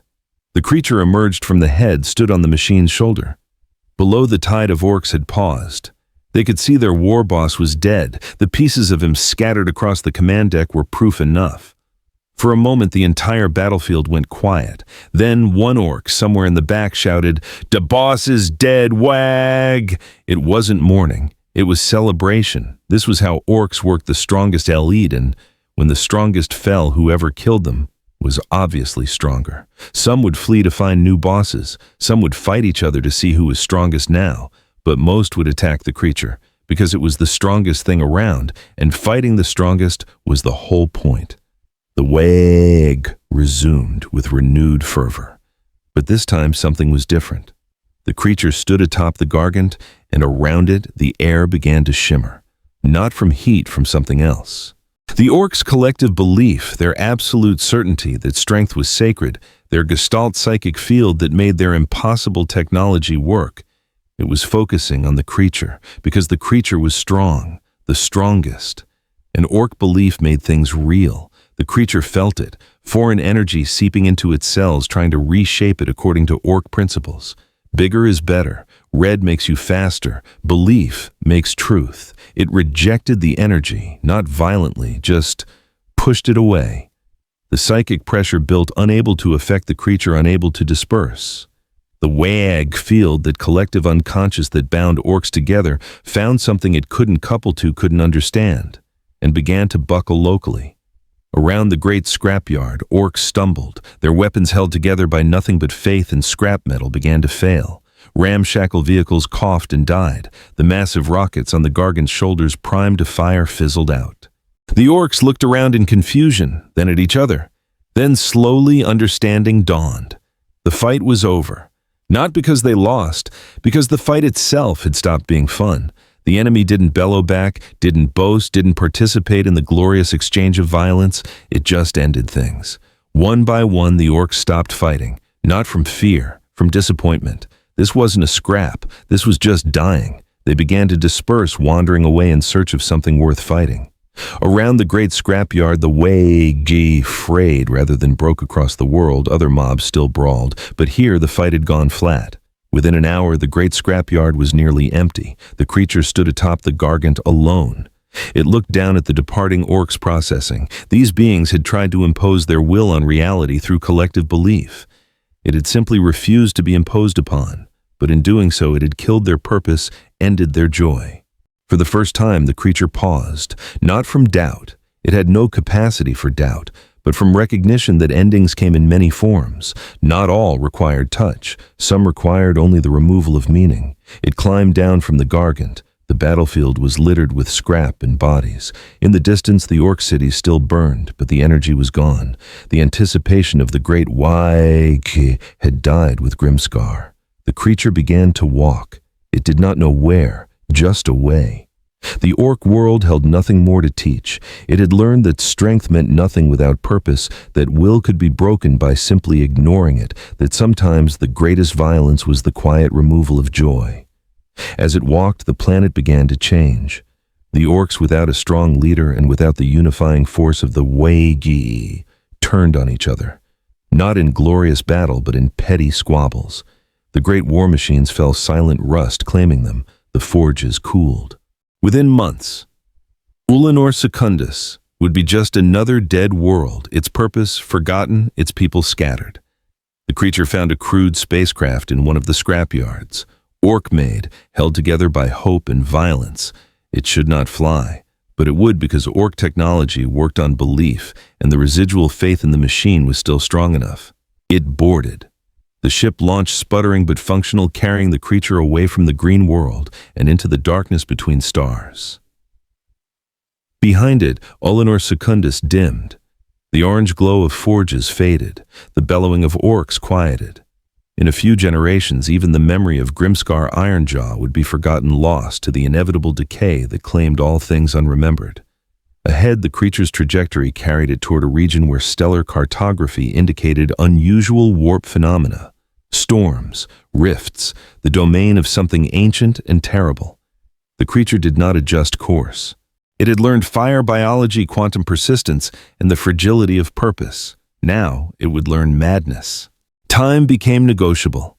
The orc vessel drifted through the void, its crude engines sputtering on the last dregs of propellant. Inside, the creature remained motionless, conserving energy, learning patience. It had no concept of boredom, no sense of urgency. It simply existed, waiting for the next lesson. The warp found it eventually. Space began to distort around the ship. Colors that had no names bled through the hull. Geometry forgot its rules. The vessel, already barely functional, started to come apart, not from stress, but from reality itself, becoming uncertain about what solid matter meant. The creature felt the change. This was different from the Tyranid's psychic assault, different from the Necron's dimensional manipulation. This was wrongness at a fundamental level. The universe was being overwritten by something that existed outside its laws. The ship disintegrated. Metal unraveled into constituent atoms, then into mathematical concepts, then into things that had never been matter at all. The creature tumbled into naked void, except it wasn't void. It was the space between spaces, the realm where thought and matter were the same thing, where nightmares had mass and desire had teeth. The warp, the Imperium, the Sea of Souls. Hell by any reasonable definition. The creature sank into it like a stone into water that was also screaming. The Eye of Terror had existed for 10,000 years. Born from the death scream of the Eldar civilization, it was a permanent wound in reality where the warp bled through into the material universe. Inside, demons walked on planets that should not exist. Time ran backward and forward simultaneously. Ships that entered emerged centuries before they departed, their crews aged to dust or regressed to infancy. It was paradise to the servants of chaos, hell to everything else. At the edge of the eye, where reality still held some tenuous grip, the remnants of the 13th Black Crusade gathered. Abaddon, the Despoiler's grand assault, had shattered against Cadia's defenses again, and the Chaos forces had withdrawn to lick their wounds and plot anew. Warships the size of cities hung in the void, each one a cathedral to a different aspect of Chaos Khorne's rage, Nurgle's entropy, Tzeentch's scheme, Slaaneish's excess. Aboard them, traitor Astartes performed rituals. Cultists chanted prayers and demons waited for the call to manifest. They were preparing for another assault, another attempt to break the Imperium, another glorious offering to their dark gods. Then the warp convulsed. Not a storms were expected, even welcomed. This was different. A sensation like nausea if the warp itself could feel sick. The demons aboard the ships paused in their eternal torments. The sorcerers stopped their chanting. Even the cultists fell silent, feeling something their conscious minds could not articulate. Something was coming. Something that did not belong. The creature emerged from the warp not through a portal or a rift, but simply by existing in a place where existence was optional. One moment there was only the psychedelic madness of the Imperium. The next, the creature stood on what might have been the hull of a ship, or the surface of a demon's dream, or the concept of surface given temporary form. It looked around. Reality here was loose, fluid. The creature saw colors that existed outside the visible spectrum, heard sounds that were also textures, tasted time like copper on a tongue it did not have. The warp pressed against it, trying to dissolve its boundaries, to integrate it into the greater chaos. The creature rejected the integration, not through will. It had no will in the sense that the warp understood, but through simple incompatibility. The warp was change, mutation, emotion made manifest. The creature was ending entropy, the inevitable heat death of all things. They were antithetical forces. Where the creature stood, the warp thinned, like oil recoiling from water, like fire retreating from vacuum. The psychedelic chaos pulled back, leaving a sphere of almost normal space around the gray form. Not empty, the warp could never be truly empty, but quieter, stiller, dead. The demons noticed. They came in waves, as was their nature. Lesser demons first, bloodletters of Khorne brass and fury. They materialized around the creature swords, raised mouths open in soundless screams. They attacked with the straightforward violence their god demanded. The creature stood motionless as they struck. Diamond blades forged in the fires of the blood god's forges, tempered in the skulls of heroes, they bit into gray flesh. Drew ichor, the creature bled. Then the wounds closed, not healing, restructuring. The flesh remembered the blade's passage and reorganized to resist it. When the bloodletters struck again, their weapons slid off skin that had learned hardness from the deathless Necron's resilience from the endless Tyranids. The creature reached out, touched a bloodletter's chest. For a moment nothing happened. Demon and anomaly locked in contact. Then the bloodletter began to fade. Not banished, that would imply returning to the warp. It simply became less. Its form grew transparent, indistinct, like a memory losing cohesion. The rage that sustained it, the fury that gave it shape, these things encountered something that could not be raged at, could not be fought in any meaningful sense. The demon faded to nothing. The others paused. Demons did not fear, they were fear among other things, but they could recognize futility. One by one they stepped back, then dissolved into the warp, retreating to await better prey. The creature continued walking. It had no destination. But the warp, for all its madness, had currents and eddies. The creature's presence created a wake, a space of quiet that rippled outward.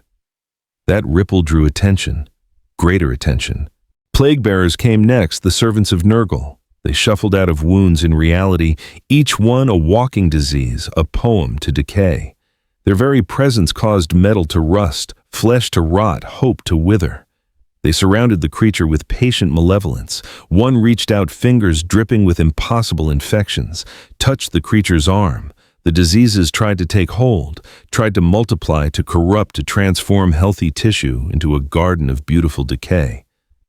But the creature's flesh was already beyond such concepts. It had been burned, frozen, irradiated, dissolved. Disease was just another form of change, and the creature had learned to refuse change unless it served adaptation.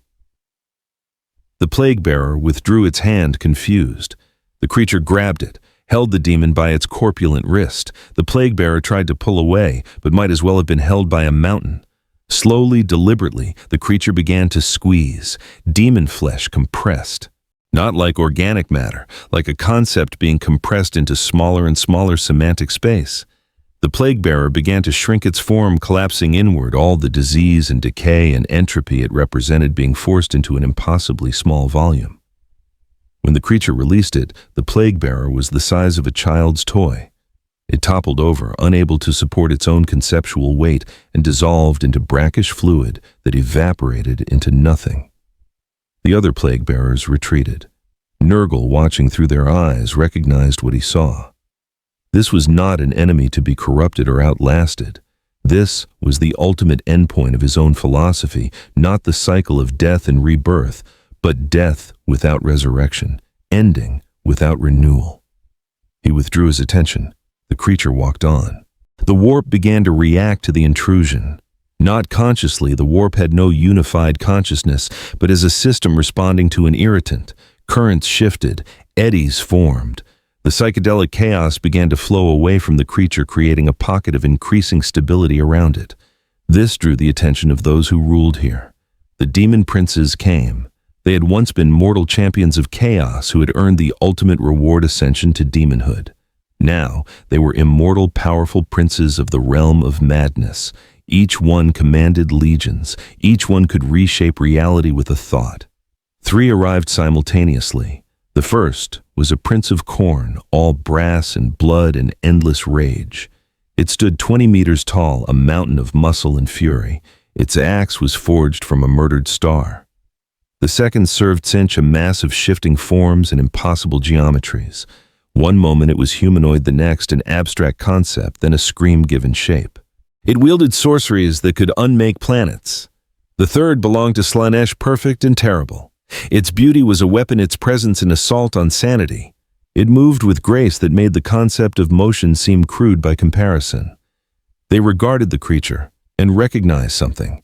This was not prey, not a challenger, not a rival. This was category error, a thing that should not exist in the warp yet did, a null space in a realm of infinite possibility. The Khornate prince attacked first. It charged with speed that mocked physics, its axe descending in a blow that could split continents. The creature did not dodge. The axe struck its shoulder bit deep. Gray ichor sprayed. The prince roared in triumph. First blood to Khorne, but the wound was already closing. flesh knitting with geometric precision learned from necrodermis. When the prince struck again, the axe bounced off. The creature reached up, grabbed the axe's blade, and pulled. The demon prince was immense powerful, sustained by eons of slaughter. But it found itself being pulled forward, dragged by something that weighed more than its form suggested. They grappled demon strength against evolved density. The creature won. Slowly, inexorably, it pulled the prince down to its level, then placed one hand on the demon's brass-armored chest. The prince began to simplify. Its form, sustained by endless rage and Korn's favor, started to lose complexity. Muscles that had been grown through 10,000 battles atrophied. Armor that had been forged in the blood god's foundries tarnished. The essence of rage that gave it shape began to dissipate. Not quickly. The prince was powerful, sustained by a god. But entropy is patient. After what might have been minutes or centuries' time meant nothing here, the prince collapsed. Its form dissolved not into warp stuff, but into something simpler. Ash, dust, the memory of violence fading. The Xianqian prince tried a different approach. It wove sorceries manipulating the warp itself. Space twisted into Mobius strips. Time ran in circles. Causality inverted. The creature found itself standing in a moment that was simultaneously past, present, and future. The creature ignored the paradox. It walked forward or backward or sideways through time. The distinction was meaningless. The sorceries bent around it, unable to find purchase. The warp could not rewrite what refused to be written. The Xianqian prince grew desperate. It threw more power into its workings, drawing from deeper wells. It called on its patron, on Xianch, the architect of fate, the changer of ways. Surely the god of change itself could affect this thing. Xianch looked, and for the first time in his infinite existence, saw something he could not scheme around, could not outmaneuver, could not change. This was not part of the great game. This was the ending of all games. The god withdrew his blessing.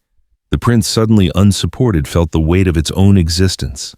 Without Xianch's power, it was just ambition and desperation given form. The creature touched it, and it came undone, not destroyed but reduced. Its schemes collapsed into paradoxes. Its plans ate themselves.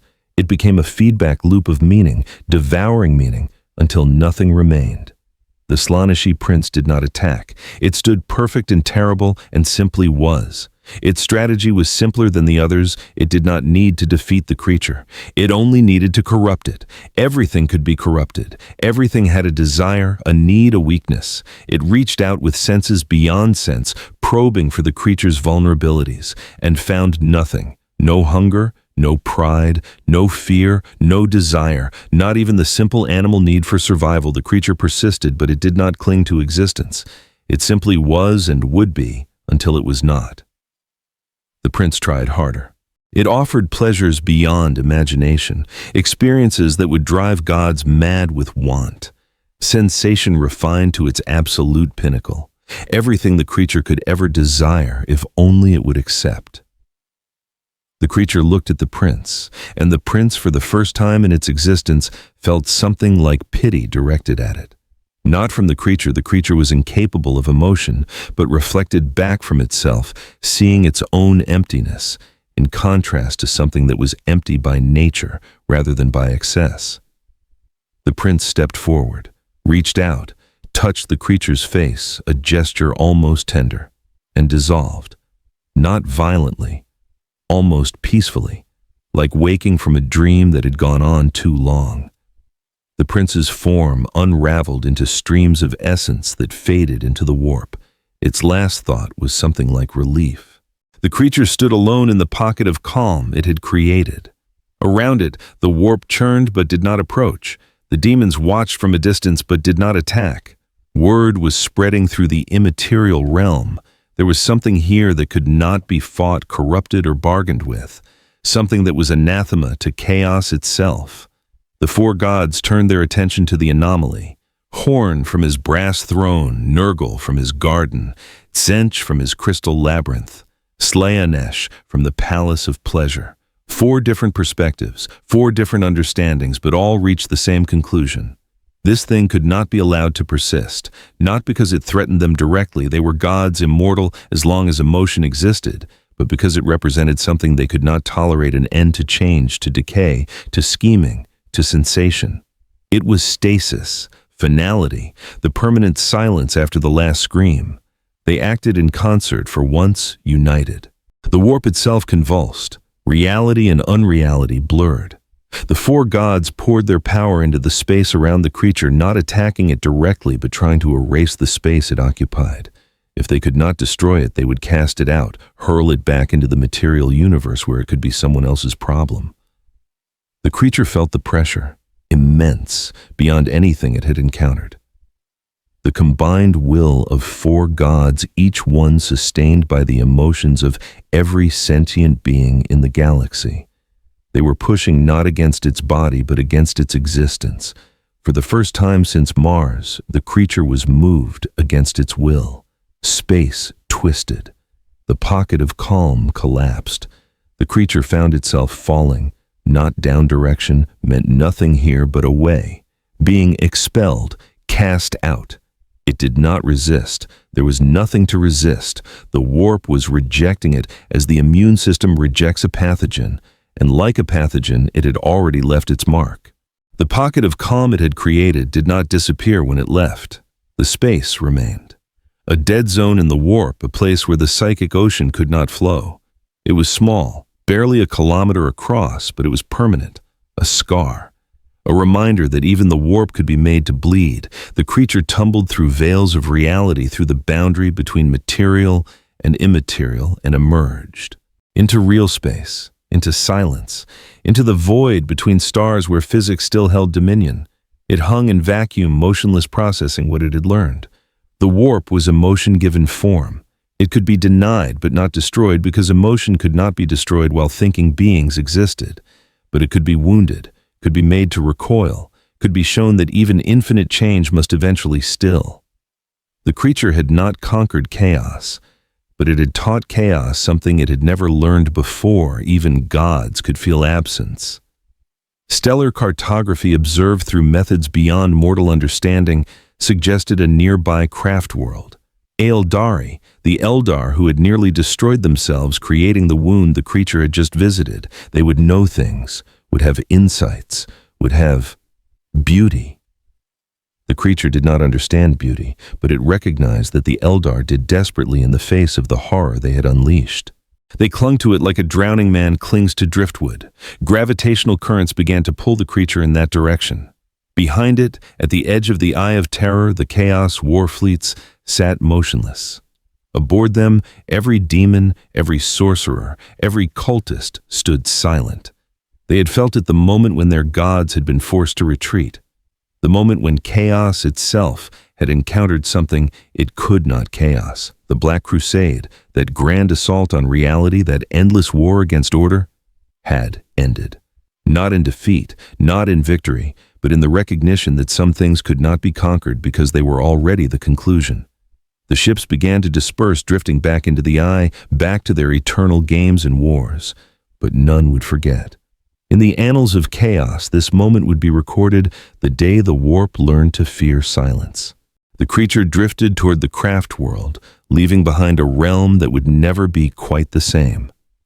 It had learned madness, or rather it had learned what lay beyond madness, simplicity, quiet, the ending of all songs. Now it would learn what the Eldar clung to so desperately. Now it would learn beauty and teach it the same lesson it had taught everything else. Nothing persists, not even ending itself.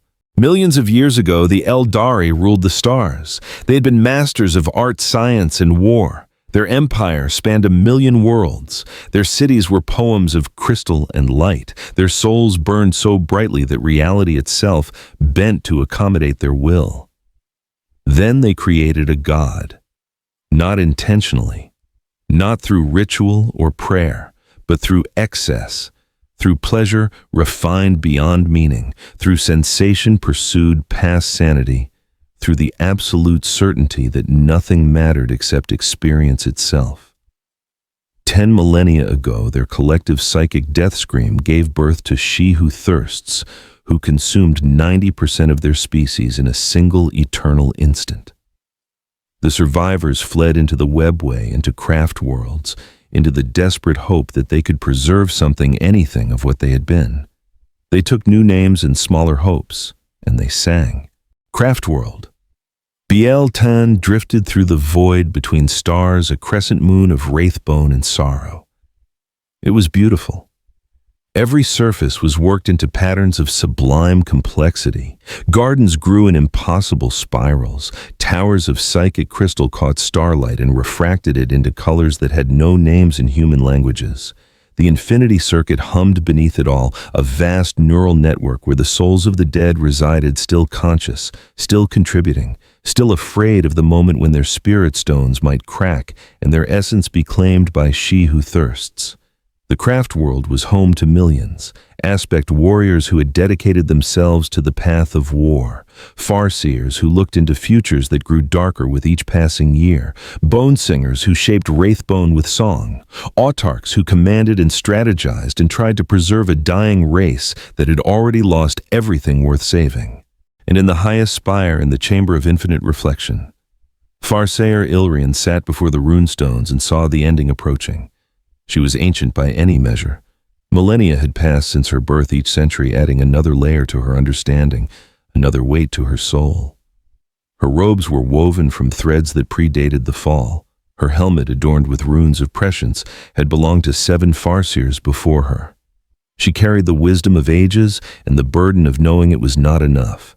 The runestones hovered before her, suspended in psychic currents, their surfaces reflecting futures that shifted with each breath. She had cast them 1,000 times in the past week. Each time the result was the same, a blank wall, not darkness that would imply something to see, not death. Death had a shape in the skein of fate. This was cessation, the ending of all possible paths, as if the future itself had been redacted from existence, and it was getting closer. Ilrian's hands, long fingers that had woven fate threads for longer than human civilizations had existed, trembled as she gathered the runestones. She knew what was coming, had known since the first tremor in the webway, since the moment when the infinity circuit had shuddered with a fear it could not name. She rose, her movements graceful despite the weight of prophecy. There was a protocol for this. The Aeldari had protocols for everything built from the shattered remnants of their pride. When the end approached, when fate itself failed, there was one final recourse: the summoning of Cain. The Avatar stood in its shrine, a god of war given temporary form. It was molten iron and ancient fury, a fragment of the bloody-handed god, the only deity the Aeldari had left. 40 feet of burning metal, its body a sculpture of violence, its eyes pits of flame that had witnessed the birth of the galaxy. In one hand it held the wailing doom, a weapon that was both sword and spear, forged from the death screams of warriors who had fallen in Khan's name. The Aeldari did not worship it. Worship was the mistake that had birthed Slaanesh. But they respected it, feared it, needed it. The ritual was old, older than the craft world itself. Young aspect warriors stepped forward, chosen by lot or by fate or by the simple cruel mathematics of necessity. The Avatar's eyes opened, twin furnaces of divine wrath. It stepped forward, each footfall leaving molten prints in the wraithbone floor. It reached out, touched the first warrior. The Eldar burned, not their body, their soul. The essence that made them individual, the light that separated self from universe, fed into the Avatar. The warrior's body collapsed, empty, a shell that had held something precious, and now held only absence. The Avatar grew brighter. More warriors stepped forward. Each one burned. Each one added their soul fire to the ancient fragment of godhood.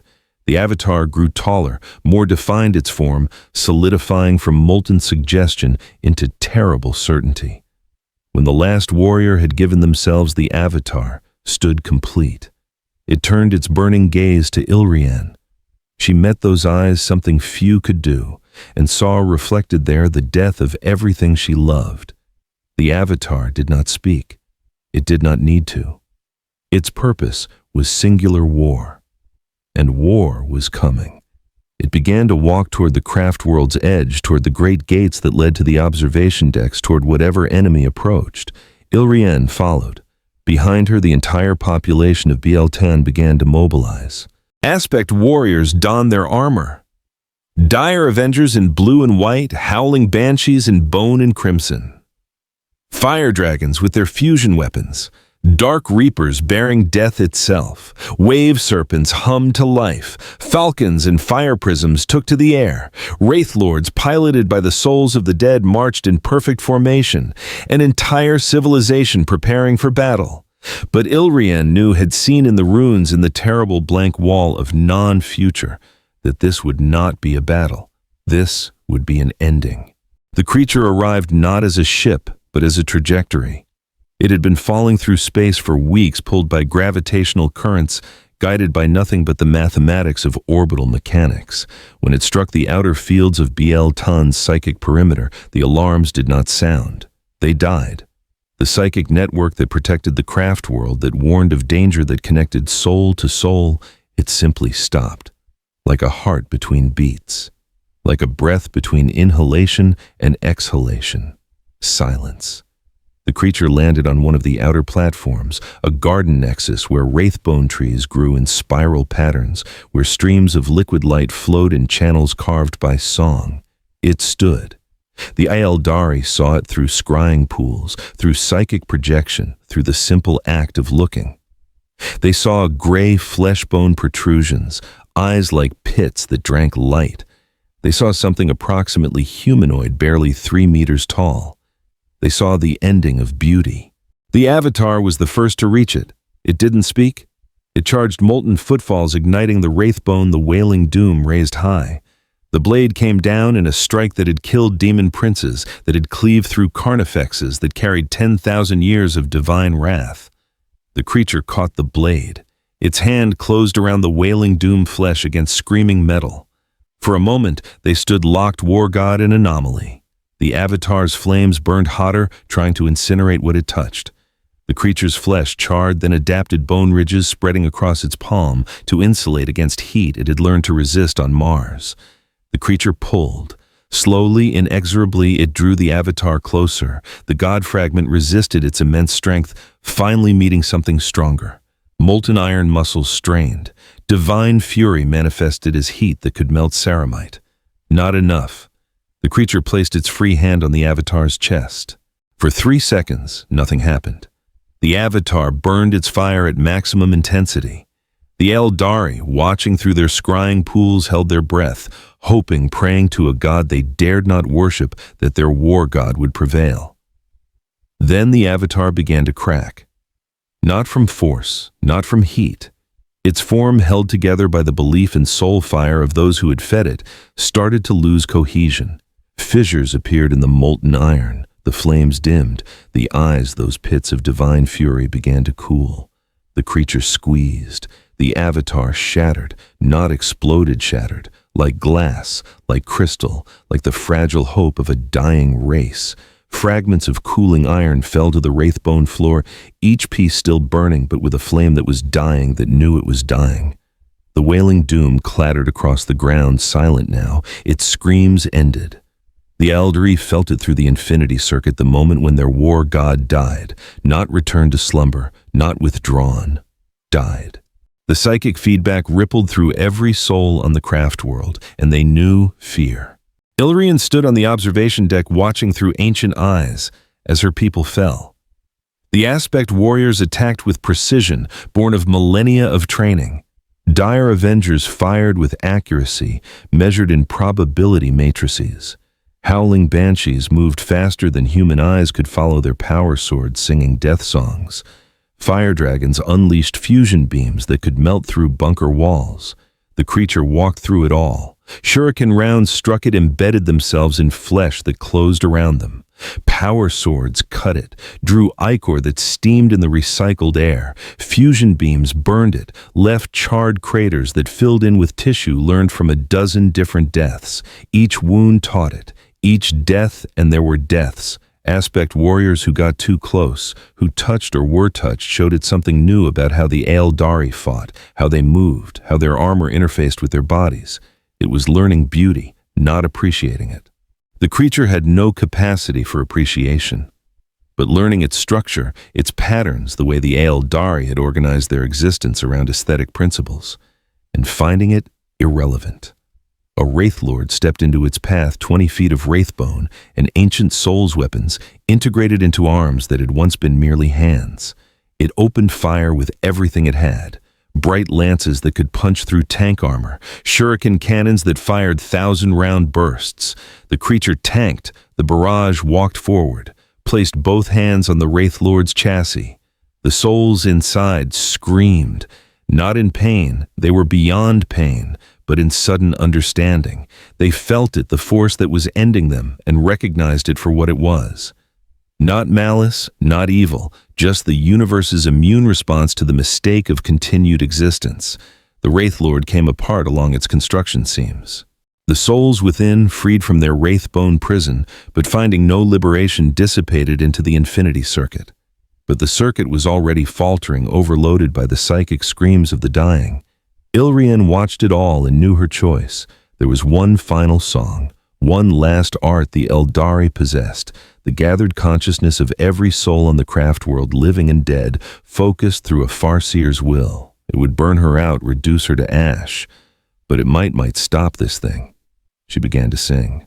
The song started low, a single note that resonated through the wraithbone, through the infinity circuit, through every soul that called Bieltan home.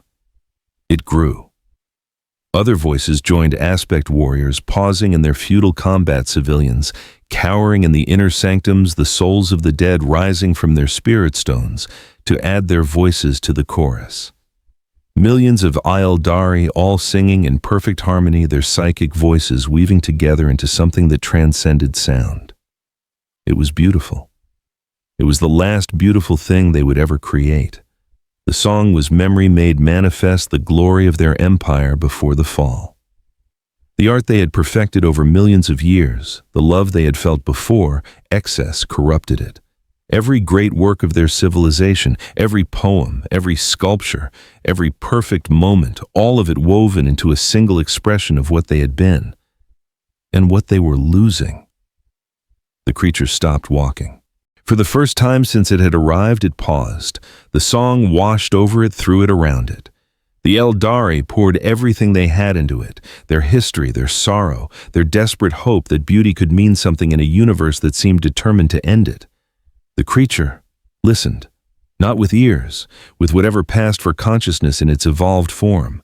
It parsed the song like an equation, broke it down into its component frequencies, analyzed the psychic harmonics that gave it power, and learned.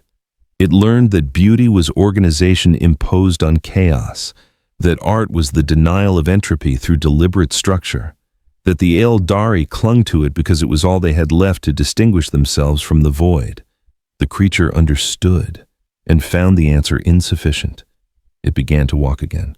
The song did not stop it. The combined will of millions, the concentrated essence of a dying civilization's last defiance, it washed around the creature like water around stone. Beautiful, intricate, meaningless. The creature climbed toward the highest spire, toward the chamber of infinite reflection, where Ilrian stood still, singing her voice, the thread that held the tapestry together. It entered the chamber. Ilrian saw it and did not stop singing. Could not stop. To stop would be to accept the ending. And she was Eldari. She had been singing against entropy for 10,000 years. She would not stop now.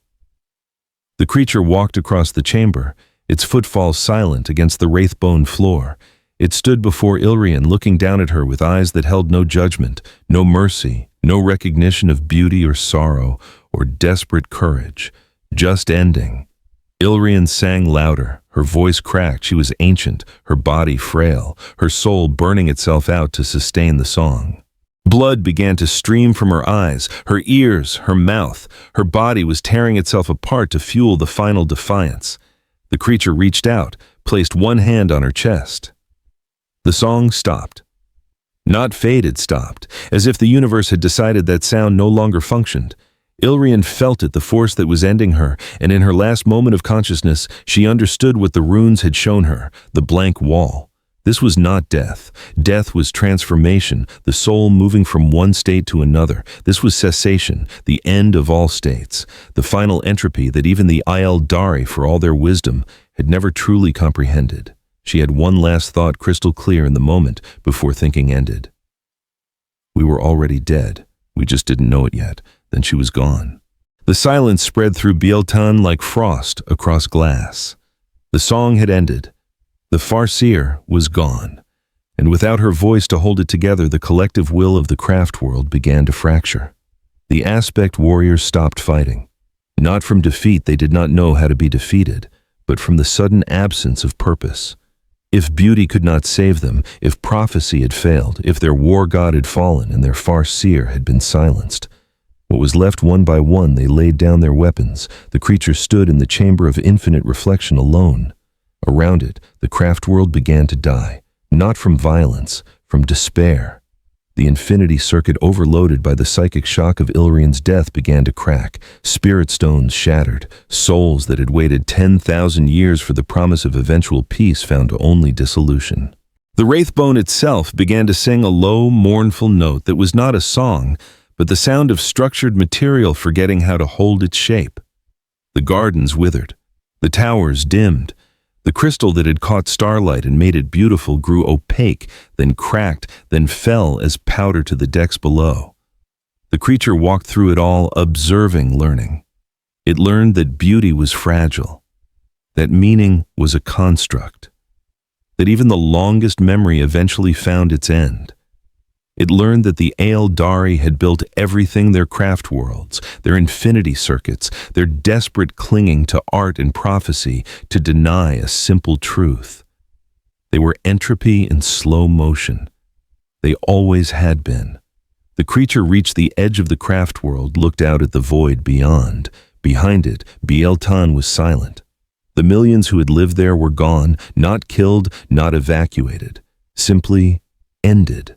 The song had been their last expression, and when it failed, there was nothing left to sustain them. The craft world would drift now, a tomb of crystal and wraithbone, a monument to a race that had learned to make beauty and forgotten how to make meaning. The creature stood at the precipice and felt something. Not emotion. It had no emotions, but a recognition, a data point. The Eldari had been different from everything else it had encountered. They had not fought with strength or numbers or technology or faith. They had fought with beauty, with the desperate belief that aesthetic perfection could impose meaning on a meaningless universe. And it had not been enough, would never be enough. The creature looked toward the galactic core, where stellar cartography suggested the brightest concentration of human civilization. Terra, the throne world, the heart of the Imperium. The final lesson. It stepped off the craft world into the void and began to fall toward the light that humanity thought would save them. Behind it, Bieltan cracked. The Wraithbone, no longer sustained by song or will or the desperate hope of a dying race, came apart along its seams. The craft world broke into 1,000,000 pieces, each one a fragment of beauty that would tumble through space until stellar winds ground it to dust. In time, nothing would remain, not even the memory of song. Terra, the throne world, cradle of humanity, heart of an empire that spanned 1,000,000 worlds and called itself eternal. It hung in space like a jewel in a crown of iron orbital plates, defense stations, shipyards that could berth entire fleets. The system of Sol was a fortress, every celestial body weaponized, every trajectory calculated, every approach vector covered by weapons that could end worlds. And at its center, buried beneath continents of architecture, beneath the imperial palace, a supercontinent of stone and shrine beneath layers of history compressed into geological strata, there sat a throne, golden, ancient, and upon it, a corpse that refused to die. The emperor of mankind had sat there for 10,000 years. His body was a ruin kept functional through technologies that predated reason. The golden throne, that terrible life support system, that psychic amplifier, that prison and sanctuary, both it burned 1,000 psychers every day just to keep him conscious. to keep the Astronomicon lit, to keep the Imperium from fragmenting into a million warring kingdoms. He was barely alive, but he was enough, until the stars began to go out. The first sign was subtle. Navigators, those mutants blessed and cursed with the ability to perceive the warp-reported disturbances along the eastern fringe. Nothing catastrophic, just quiet. Regions where the Astronomicon's light seemed dimmer, where the currents of the warp flowed differently. Then ships stopped arriving from certain sectors. Then entire systems went dark. The Imperium, vast and bureaucratic, took months to notice the pattern. By the time they did, a dozen sectors had fallen silent. Not to chaos, not to Xenos, just silent. Gone, as if something was erasing them from existence one by one. The High Lords of Terra convened. Primarchs were recalled, those few who had returned from their long absences. Robut Guilliman, Lord Commander of the Imperium, stood before the Astronomicon array and watched the map of the galaxy with something approaching dread.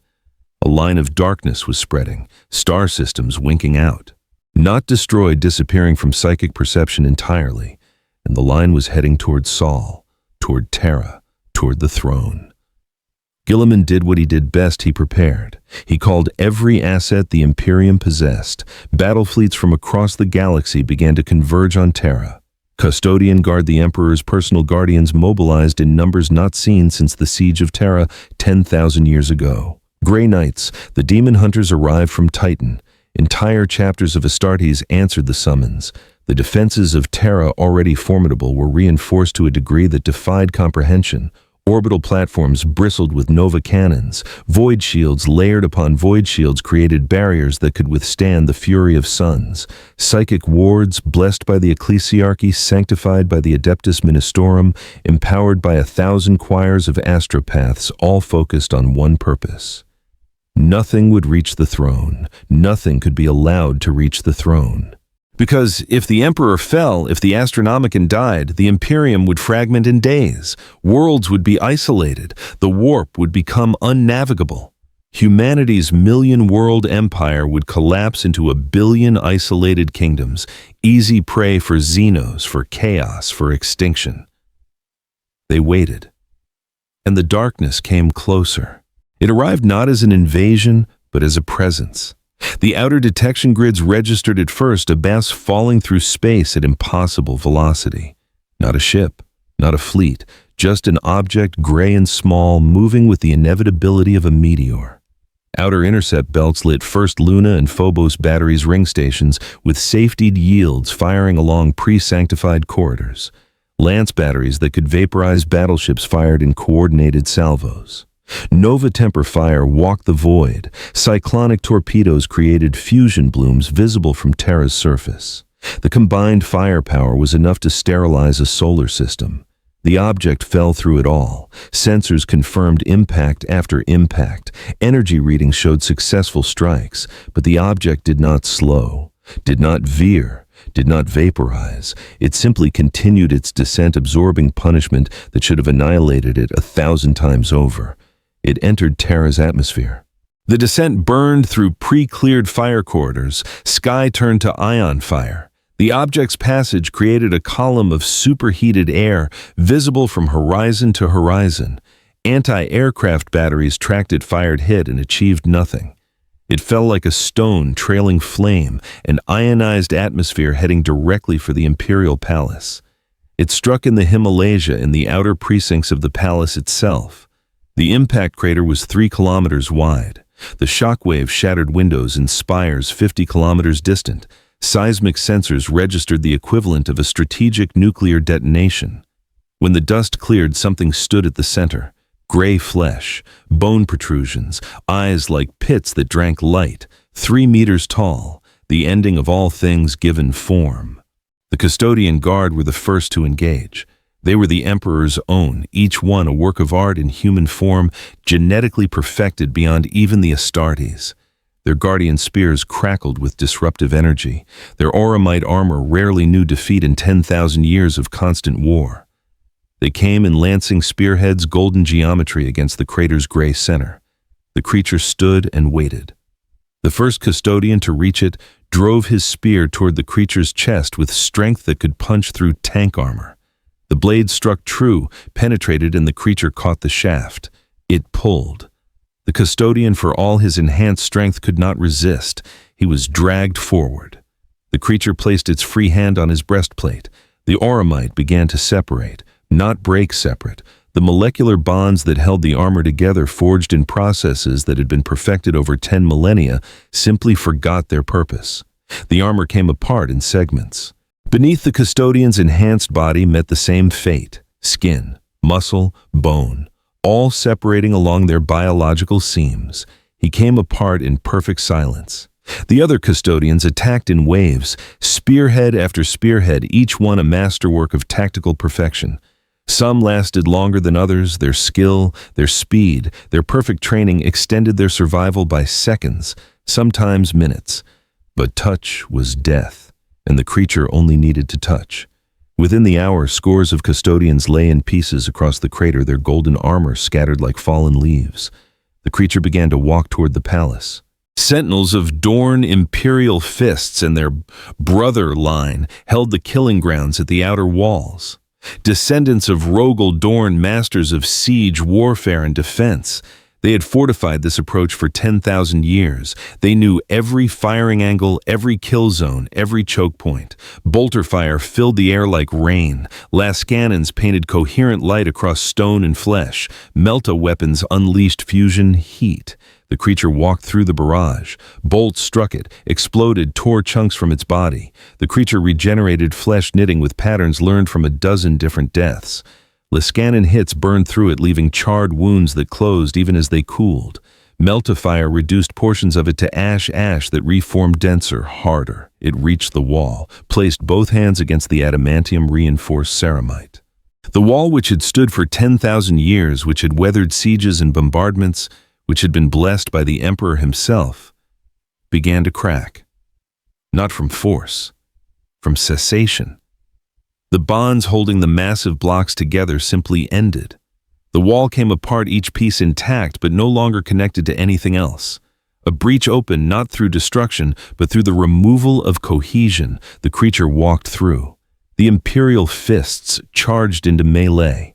Their chainswords roared, their power fists crackled. They fought with the discipline of their Primarch, with tactics refined over millennia, with the absolute certainty that they defended the most sacred ground in the Imperium. They died, not quickly, not easily, but inevitably. Each touch was an ending. Each death taught the creature something new about transhuman physiology, about the Astartes' redundant organs, about the way their enhanced biology tried to compensate for impossible damage. The creature learned, adapted, advanced. Behind it, the outer palace burned. Robert Guilliman stood in the Sanctum Imperialis, watching through tactical displays as humanity's finest warriors fell. He had seen war, had waged it across the galaxy during the Great Crusade, had fought horrors that would drive lesser beings mad. But this was different. This was not war. War implied conflict, struggle, the possibility of victory through strategy and courage. This was just ending. He turned to the Grey Knights, who stood ready, their psychic powers, humming their nemesis force weapons charged with the Emperor's own blessing. "It won't be enough," he said quietly. The Knight Captain, ancient and scarred, did not disagree, but duty was duty. "We stand regardless, my lord." Guilliman nodded. He understood. The Imperium was built on the certainty that duty mattered more than survival. That faith could overcome impossible odds, that the Emperor protects. But looking at the tactical feeds, watching that gray form advance through everything the Imperium could throw at it, Guilliman had a terrible thought. What if the Emperor couldn't protect anymore? What if 10,000 years on the throne had reduced him to a symbol, powerful but ultimately finite? What if this thing was simply what happened when the universe decided it was time? He pushed the thought away. Doubt was heresy. He had a duty. He picked up the Emperor's sword, that relic blade that could wound even demons, and walked toward the inner sanctum, toward the throne. The creature descended through the palace. Each level presented new resistance. Grey Knights struck with psychic fire that could banish demons with a thought. But canticles dimmed in the creature's shadow. Litany went quiet. Nemesis force weapons blessed by the Emperor's own hand bit only as steel. Sisters of battle sang hymns and fired blessed promethium. The creature walked through flames it had learned to ignore on Mars. Old Legio strode the Hypogean vaults and palace precincts titans, those god machines too sacred to risk in normal warfare. Warlords and reavers that had walked battlefields for millennia. Their suns' engines spoke in vaulted stone plasma annihilators, carving trenches in ancient masonry. The creature endured. It was hit, damaged, parts of it were vaporized, blown apart, reduced to component atoms. But it regenerated each restoration, incorporating lessons from Tyranid adaptation, from Necron resurrection, protocols from the simple, stubborn persistence it had learned by existing through everything the galaxy had thrown at it. It touched a Titan's leg. The god machine that marvel of engineering began to separate along its construction seams. The princeps mind linked to his war engine felt the machine spirit die, not shut down, but cease. The Titan collapsed not from damage, but from the loss of the fundamental cohesion that made it more than a pile of very sophisticated scrap. The creature walked on, down, always down, toward the light that even it could sense, a brightness in the psychic spectrum, a beacon that had guided humanity for 10,000 years toward the throne. Robert Guilliman made his stand in the chamber of the Astronomicon. The room was vast, a cathedral of technology and faith. The Astronomicon device itself dominated the space, a monument to human ingenuity and desperation, powered by the psychic death screams of 1,000 souls every day. And beyond it, through adamantium doors 100 meters thick, lay the throne room itself. By Lord Commander mandate and the custodes' leave, he walked the sanctum. Guilliman stood alone. He had ordered everyone else to evacuate. There was no point in more deaths. If he fell, if the creature reached the throne, it was over anyway. Better that someone survived to witness the ending, to carry the truth forward, if there was a forward. The creature entered through a wall that had simply ceased being a wall. Guilliman looked at it. Really looked with senses enhanced beyond human, with the wisdom of a being who had been designed by the Emperor himself to understand the universe in ways mortals could not. And he saw. Not evil, not malice, not even hunger, just function. This thing was not a weapon, not an invader. It was a natural consequence. The universe's answer to the question, what happens when existence persists beyond its time? This was entropy's emissary, the ending made flesh. Guilliman raised the Emperor's sword. The blade ignited with golden light, the Emperor's own power channeled through ancient technology. If anything could harm this thing, this would. He charged. The sword struck true, bit deep into gray flesh. Light poured from the wound, the Emperor's blessing trying to unmake whatever this was. For a moment, Guilliman felt hope. The creature recoiled, the first time it had shown any reaction to harm. Then it reached out and caught the blade. Guilliman felt the connection through the sword. Felt the Emperor's power, that vast psychic might meeting something that didn't care about power. That existed beyond caring. The light flickered. The creature pulled the sword from its chest. The wound closed, incorporating the lesson of divine fire into its structure. It dropped the blade, the metal ringing against stone, and reached toward Guilliman. The Primarch tried to dodge. He was fast, impossibly fast. But the creature was faster, or perhaps it simply existed in a state where speed was optional. The hand touched his chest. Guilliman felt it. The separation beginning. His enhanced body, designed by the Emperor to be perfect, starting to come apart, not into pieces, into potential, into what he could have been if the universe had decided differently. In that moment, Robute Guilliman, Lord Commander of the Imperium, son of the Emperor, had a final thought. Father, I'm sorry. We were never going to be enough. The creature stood in the throne room. 10,000 years of history pressed down on this space. The walls were older than the Imperium. The very air held the weight of faith, a billion prayers offered up over millennia. The desperate hope of a species that had built everything on the belief that one man could save them. And in the center, on a throne of gold and agony, sat that man, the Emperor of mankind. even reduced to a corpse, even sustained by technology and sacrifice. His presence was overwhelming. The psychic pressure alone would have killed a normal human. The creature walked toward it, unbothered, its anti-warp field muting even this. The Emperor's eyes, those few moments each day when consciousness surfaced through the pain, opened. He saw the creature, and knew with the wisdom of one who had walked Terra before the first cities rose what it was.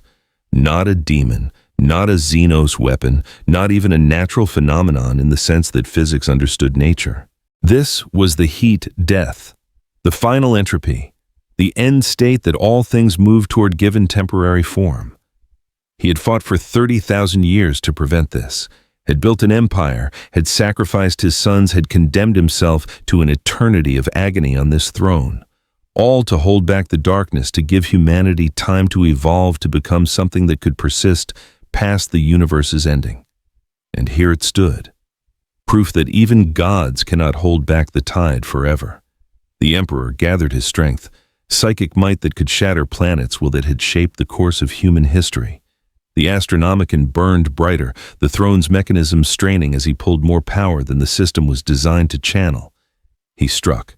Pure psychic force, the concentrated will of the most powerful human psyker to ever exist, slammed into the creature like the fist of a collapsing star. The throne room's walls cracked. The ancient stone, sanctified over millennia, vaporized from the pressure. The creature stood. Not unharmed parts of it were scoured away, reduced to base matter. But it stood, and began to regenerate, incorporating even this, the Emperor's psychic might, into its understanding of what could harm it and how to resist. The Emperor struck again, and again. Each blow was the equivalent of a psychic apocalypse. Each one would have scoured a continent clean of life. The creature endured them all, learning, adapting, becoming resistant to even this. The Emperor felt his strength waning. The throne was failing, its systems overloading. The psychers feeding it were dying by the thousands, their screams a harmony to the ending of all things. The Astronomicon was flickering. Soon it would fail. Soon, even if the creature did nothing more, the Imperium would fall into darkness. The creature took a step forward. The Emperor tried to speak. His voice had been silent for 10,000 years, his body too broken for such simple functions. But he tried forcing will into the gesture, if not sound. Why the creature did not answer? Could not answer. It had no voice, no language, no concept of communication. It simply was. It had been fire biology, quantum phenomena, psychic assault war, beauty madness. Now it was here. And here was the end.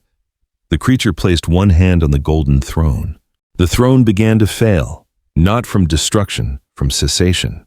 The systems that had held the Emperor in stasis for 10,000 years, that had amplified his psychic power across the galaxy, that had sustained the Astronomicon, they simply forgot how to function. The Emperor felt it, felt the support being withdrawn, felt his consciousness stretched across the galaxy through the Astronomicon beginning to contract. For the first time in 10,000 years, he felt his body again. Every nerve, every ruined organ, every moment of agony compressed into a single instant. The pain was infinite. And then the creature touched him. The Emperor's body began to separate. But something else happened. His psychic presence, that vast consciousness that spanned the galaxy, it didn't disperse. Couldn't disperse. It was too massive, too concentrated. For 10,000 years it had been compressed and amplified by the throne. Now, without that containment, it began to expand. The creature stood at ground zero of a psychic detonation. The Emperor's consciousness, freed from the dying flesh, exploded outward. Not as light as everything. Every prayer ever offered in his name, every act of faith, every moment of sacrifice, 10,000 years of humanity's collective belief in salvation and protection, in the certainty that the Emperor would save them. It hit the creature like a wave of existence itself. And for the first time since Mars, the creature was moved, not by force, by weight. The sheer mass of faith, of belief, of desperate human need, it had gravity. It had presence. and the creature for all its adaptations existed in the material universe. Material things could be moved. It was pushed back, one step, then another. The Emperor's presence grew, not from power. He was dying, had been dying for 10,000 years, was finally being allowed to die, but from release. All that he had held back contained, compressed for 100 centuries, it poured out. The throne room blazed with golden light. The creature's anti-warp field struggled. This was not just psychic energy, this was belief made manifest. The combined faith of a billion humans, focused through 10,000 years of prayer. It couldn't be denied because it was already real, already believed to be real and in the warp, and its reflection in reality belief had mass. The light grew brighter. And then the Emperor made his choice. He could have used this power to destroy the creature, could have perhaps unmade it, burned it from existence with the faith of an empire. But he was the Emperor of mankind. He had sat in agony for 10,000 years, not for his own glory, but for humanity's survival. This thing would not be stopped by glory. So instead, he did what he had always done. He protected. The golden light contracted, concentrated, formed a shell around the creature. Not a prison. Prisons could be broken. This was something else. A stasis field formed from pure faith, from the certainty that the Emperor protects. It wrapped around the creature layer upon layer until it was encased in a sphere of golden light so dense that not even quantum phenomena could penetrate. The sphere began to sink, down through the floors of the palace, through the bedrock of Terra, through the crust, the mantle toward the core. The Emperor used the last of his consciousness to guide it, to push it, to bury it in the heart of Terra itself, where the pressure and heat might hold it, where faith and matter combined might create a prison that would last. Belief had mass, consensus real, turned gold around it, a shell made not to hold time, but to deny coupling. As long as humanity believed, as long as they remembered, the sphere sank into Terra's core and the golden light began to fade. The Emperor of mankind died. In this age, the Master of mankind chose release, not exploded, not transcended, simply ceased. His body held together for 10,000 years by technology and will finally allowed to fail. It crumbled to dust, to atoms, to less than atoms.